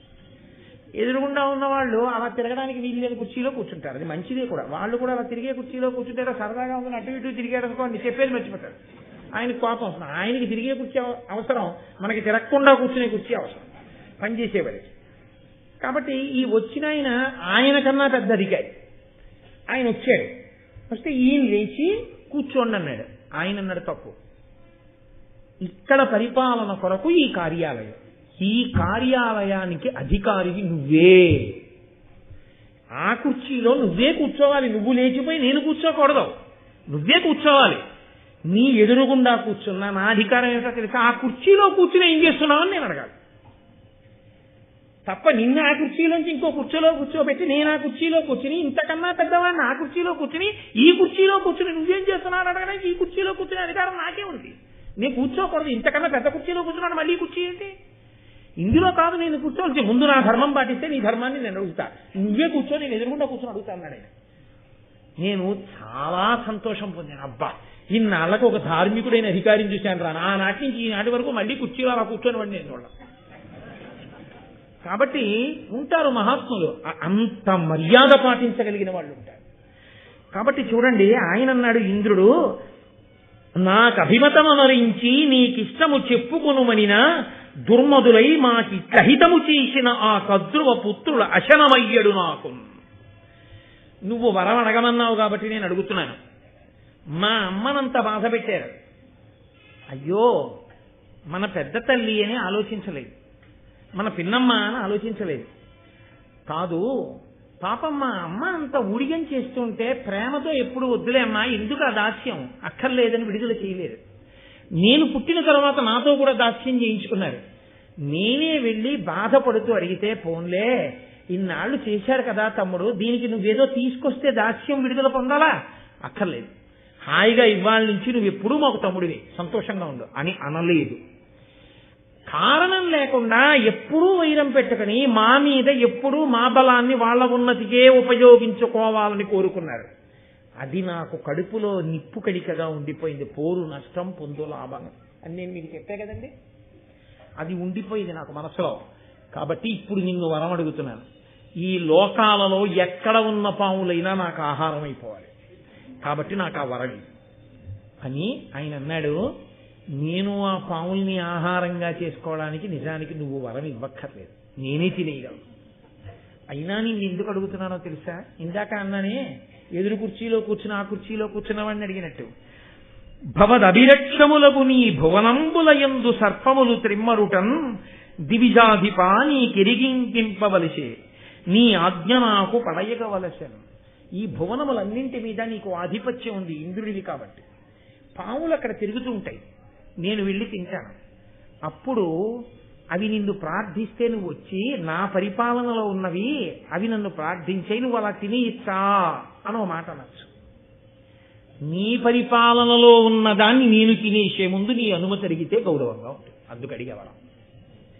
నిజంగా నేను తినేసి నువ్వు అడిగినా నిన్ను నేను సావగొట్టేయగలను, కానీ అలా చెయ్యను. ఆ మాట నా నోటి వెంట రాకూడదు. ఎక్కడి మర్యాద అక్కడే. కాబట్టి వరం రూపంలో నీ అనుమతి పుచ్చుకుంటే నువ్వు జోక్యం చేసుకో. అప్పుడు నేను వరం ఇచ్చానయ్యా నువ్వు తప్పుకోవచ్చు. నువ్వు నా మీదకి యుద్ధానికి రావక్కర్లేదు, నిన్ను నేను ఓడించక్కర్లేదు. 10 మాటలు ఇంద్రుణ్ణి ఓడించచ్చు. కానీ నాకన్నా ముందు పుట్టిన వాడివి, దేవలోకాధిపతివి, నిన్ను అస్తమానం అగౌరవం చేసి నాకేం గౌరవం అయ్యా? పెద్ద స్థానంలో ఉన్నవాడిని గౌరవించాలి, కానీ ఆయన్ని అగౌరవపరచడం నాకు గౌరవమా? కాబట్టి వద్దు. కాబట్టి అనుమతి నిన్ను ఎందుకు అడిగానో తెలుసా? భవిష్యత్తులో 10 మాటలు నేను నీ జోలికి వచ్చానన్న అపనింద నాకు ఉండకూడదు. అనుమతి అడిగి తినేశాననుకో కూడా ఉండదు. బలం లేక కాదయ్యో, అంతర్లేదు. నిజంగా వినయానికి పెద్ద మనసులు ఎంత పొంగిపోతాయండి, పెద్ద హృదయాలు ఎంత ఆనందపడిపోతాయి. కాబట్టి ఇంద్రుడు అన్నాడు, చాలా సంతోషం, తప్పకుండా తినేసి నీకు ఆహారంగా ఇచ్చేస్తున్నాను. ఇప్పుడు ఆయన అమృత భాండాన్ని తీసుకొచ్చి అక్కడ ఒక పెద్ద దర్భలతో చేయబడినటువంటి ఒక వీధి, ఒక చిన్న పరుపు లాంటిది ఒకటి ఉంది. అక్కడ అన్ని దర్భలతోటే తయారు చేయబడి ఉందో చాప లాంటిది. దాని మీద ఆ అమృత భాండాన్ని పెట్టాడు. పావులన్నీ గబగబా సంతోషంగా వచ్చేసి తాగేస్తాం అన్నాయి. అంటే ఆయన అన్నాడు, అనిమిషనాథ సుగుప్తమైన అమృతము తెచ్చి మీకు నిశ్చితి అస్మజ్జననీ దాస్యము వాచెను దినకర పవనాగ్ని తుహిన దీప్తుల కరిగాన్. ఇది చిన్నతనంలో అమ్మ చెప్పిన మాట పిల్లల మనసులో నాటుకుపోతుందనడానికి గుర్తు ఇదే. అమ్మ వెళ్ళేటప్పుడు ఏం చెప్పింది? నిన్ను చంద్రుడు రక్షిస్తాడు, నీ శరీరాన్నంతటినీ సూర్యుడు రక్షిస్తాడు, అగ్ని రక్షిస్తాడు, వాయువు రక్షిస్తాడంది. అమ్మ అన్న మాటే నన్ను రక్షించింది. అమ్మ అంది కాబట్టి వాళ్ళందరూ రక్షించడం అంటే వాళ్ళు నా చేతిలో ఓడిపోయినట్టు వెళ్ళిపోయారు, అడ్డు రాకుండా. అది మా అమ్మ మాటకి గుర్తు. మా అమ్మ ఏ మాట అందో మా అమ్మ మాటే సాక్ష్యం. కాబట్టి వాళ్ళు నన్ను రక్షించారు, కాబట్టి వాళ్ళు ఎప్పుడూ రక్షకులుగా నిలబడతారు. వెంటనే ఆయన ఏమన్నాడో తెలుసా అండి? అమ్మ మాట పిల్లలకి ఎంత తలకెక్కుతుందనడానికి మహాభారతంలో పద్యం సాక్ష్యం. ఆయన అన్నాడు, ఆ నలుగురినే సాక్షులుగా పెట్టాడు. చంద్రుడు, సూర్యుడు, అగ్ని, వాయువు సాక్షులుగా చెప్తున్నాను. ఇంద్రుడి చేత రక్షింపబడే అమృతాన్ని ఇమ్మని మీరు అడిగారు, నేను పట్టుకొచ్చి మీకు ఇచ్చాను. అయిపోయింది నా కర్తవ్యం. కాబట్టి ఇప్పుడు మా దాస్యం వదిలిపోయిందా లేదా? వదిలిపోయింది. కాబట్టి ఇప్పుడు నేను మా అమ్మ మీకు దాసులం కారు. ఈ అమృతాన్ని మీరు అలా ఎలా పడితే అలా వచ్చి తాగేయకూడదు. స్నానం చేసి చక్కగా ఆభరణములు పెట్టుకుని వచ్చి తాగేసేది. అలాగే తాగేస్తాం తమ్ముడు, చాలా సంతోషం, మీకు ఆ అదృష్టం ఉంటే చేసుకోండి అని మనసులో అనుకుని ఆయన వెంటనే తన మూపున అమ్మని కూర్చోబెట్టుకుని, అమ్మా నీ దాస్యం అయిపోయింది అన్నాడు. ఎంత సంతోషపడిపోయిందో తల్లి. ఆ తతమక్షమారుత అని కదా ఆ రెక్కలు అల్లారుస్తూ అమ్మని ఎక్కించుకుని వెళ్ళిపోయాడు. వీళ్ళు గబగబా స్నానం చేద్దామని సముద్రం దగ్గరికి వెళ్ళారు. వెళ్ళి ఆ జలాశయం దగ్గరికి వెళ్ళి స్నానం చేసి వస్తున్నారు. వెళ్ళిపోతూ గరుత్మంతుడు ఇతరులకు కనపడకుండా తనకి మాత్రం కనపడేటట్టుగా నిలబడిన ఇంద్రుడికి ఒక నమస్కారం చేసి సౌజ్ఞ చేశాడు. వాళ్ళకి చెప్పారు స్నానానికి వెడతారు, నేను వెడుతున్నాను, నీ పనులు చేసుకో. వాళ్ళు స్నానానికి వెళ్ళారు. ఇంద్రుడు వచ్చి అమృత భాండాన్ని పట్టుకుని మళ్ళీ దేవలోకానికి పట్టుకెళ్ళిపోయి రక్షణలో పెట్టేశాడు. ఈయనంటే తేగలిగాడు, వాళ్ళు తెచ్చుకోగలరా? వాళ్ళు తెచ్చుకోలేరు. అక్కర్లేని పేరాశలకు పోవడం అంటే అదే. ఇప్పుడు వాళ్ళు స్నానం చేసి వచ్చేటప్పటికి అమృతభాండం అక్కడ లేదు. అమృతభాండం అక్కడ లేదు కాబట్టి కనీసం అమృతభాండాన్ని పెట్టిన ఈ దర్భలు నాకేద్దామన్నారు. ఆకులో పెట్టిన ప్రసాదం అంతా అయిపోయింది అనుకోండి, ఏమీ లేకపోతే అది చాలా గొప్ప ప్రసాదం అండి అని అనుకుంటే ఆకు తినేస్తాడు. ఎందుకంటే ప్రసాదం పెట్టిన ఆకు అది పవిత్రమే కాబట్టి ఆకు పడేయడం ఎందుకండి అని చెప్పి ఆకు తినేస్తాడు. పూర్వం ఎవరు అన్నది నేను చెప్తే బాగుండదు, సోత్కర్ష కింద ఉంటుంది. పరిసేచనం చేసి నైవేద్యం చేశాం కదా అని భోజనం చేసే ముందు ఆకులు కూడా లవంగ మొగ్గలతో కుట్టుకుని లేత తమలపాకుల విస్తట్లో భోజనం చేసి ఏదీ ఈశ్వర నివేదనం చేయబడినటువంటి పాత్రతో సహా విడిచిపెట్టకూడదని చిట్ట చివర తమలపాకులు లవంగ మొగ్గలతో కుట్టినటువంటి ఆ విస్తట్ని కూడా ఇలా మడత పెట్టేసి నోట్లో వేసుకుని వెళ్ళిపోయాడు ఒక మహానుభావుడు. అలా వాళ్ళు ఇది అమృతం పెట్టిన దర్భలు కదా అని నాకితే దర్భల యొక్క అంచులు చాలా సూదిగా పదునుగా ఉంటాయి. ఆ నాలుకలన్నీ చీరుకుపోయి 2 నాలుకలయ్యి. పాములన్నిటికీ బిజిహ్వులు అని పేరు వచ్చింది. 2 నాలుకలు పాములో ఉండడానికి కారణం అప్పటి నుంచి వచ్చింది. సంతానం కూడా అలాగే పుట్టుకొచ్చింది. కాబట్టి అలా పాములకి దక్కింది ఏమిటి అంటే 2 నాలుకలు అయిపోయాయి. గరుత్మంతుడికి దక్కింది ఏమిటి అంటే శ్రీ మహావిష్ణువుకి ధ్వజమై, శ్రీ మహావిష్ణువుకి వాహనమై, అమృతం తాగకుండా జరామరణములు లేనివాడై, మహానుభావుడై, లోకములకు ఎన్నో ధర్మములను నేర్పినవాడై, తల్లి దాస్యమును విడిపించినవాడై, ప్రయోజకుడై, తల్లిదండ్రుల యొక్క ఆనందములకు కారకుడై, దేవతల చేత కీర్తింపబడినవాడై, స్మరించినంత మాత్రం చేత, కథ విన్నంత మాత్రం చేత ఆయన అనుగ్రహంతో మనందరినీ కూడా రక్షించేటటువంటి స్వభావము కలిగిన మహాపురుషుడయ్యాడు. అందుకే ఎక్కడ గరుత్మంతుడి కథ చెప్తారో అక్కడ శ్రీ మహావిష్ణువు దేవతలు కూడా ప్రీతి చెందుతారట. ఇంతటి మహాపురుషుడి గురించి చెప్పుకున్నారు అని. కాబట్టి అటువంటి గరుత్మంతుని యొక్క కథ ఎక్కడ చెప్పబడుతోందో భరతాంతర్గతంగా ఎక్కడ కూర్చుని వింటున్నారో ఈ సౌపర్ణాఖ్యానము భాసురముగా వినిన పుణ్య పరులకు అధిక స్త్రీ సంపదులకు దురిత నిరాసంబగు వాయు ఉరగర క్షోభ భయముల్. ఎవరైతే ఈ గరుత్మంతుని యొక్క కథని వింటున్నారో వాళ్ళందరికీ కూడా అధికమైనటువంటి స్త్రీ సంపద అంటే ఐశ్వర్యము కలుగుతుంది. ఐశ్వర్యముతో పాటుగా 10 మందికి పనికొచ్చేటట్టుగా జీవించగలిగినటువంటి స్థితి, ఇతరుల యొక్క కష్టమును తమ యొక్క శక్తి చేత తొలగతోయగలిగినటువంటి మంచి బుద్ధి, ఎవరు వచ్చి నిలబడితే అమ్మయ్య ఈయనున్నాడు చాలని 10 మంది సంతోషిస్తారో అలా ప్రయోజకుడు కాగలిగినటువంటి వ్యవస్థ ఈ సౌపర్ణాఖ్యానమును ఎవరు వింటున్నారో, ఎవరు చదువుతున్నారో అటువంటి వాళ్ళందరికీ కూడా కలుగుతుంది అని మహానుభావుడు ఋషితుల్యుడైనటువంటి నన్నయ్య గారు తన నోటితో అని ఈ కథ విన్న వాళ్ళకి అంతేకాదు, ఈ కథని పరమభక్తితో విని చేతులు జోడించి నమస్కరించినటువంటి వారందరికీ పాపములన్నీ కూడా దగ్ధమైపోతాయి. దగ్ధమై వాళ్ళు అమృతమును తాగిన వారితో సమానం అవుతారు. వారికి ఈశ్వర భక్తి కలుగుతుంది అని మనకి ఫలశ్రుతిని చెప్పారు. అంత చక్కటి అమృతాపహరణ ఉపాఖ్యానాన్ని మీ అందరూ కూడా ఆఖ్యానాన్ని విన్నారు. దీని తరువాత రేపటి రోజున ఇవన్నీ ఎందుకు బయలుదేరే, జనమేజయ సర్పయాగం గురించి చెప్పవలసి వస్తే ఇన్ని విషయాలు చెప్పవలసిన అవసరం వచ్చింది. ఎందుకు పడ్డాయా పావులసలు, పావులు సర్పయాగంలో ఎందుకు పడిపోవలసి వచ్చింది అంటే ఇగో ఈ కథ అంతా చెప్పుకొస్తున్నాడు సౌతి. కాబట్టి రేపటి రోజున ఒక అత్యద్భుతమైనటువంటి వృత్తాంతం, ఎవరి పేరు తలుచుకుంటే పాము పడగ దింపేస్తుందో అటువంటి మహాపురుషుడి గురించి మాట్లాడతారు. అటువంటి పద్యాలు, అటువంటి వైభవం రేపటి రోజున ఆ ఆఖ్యానాన్ని మనం ప్రవచనం చేసి వినేటటువంటి భాగ్యాన్ని ఈశ్వరుడు మనకు కల్పించుగాక.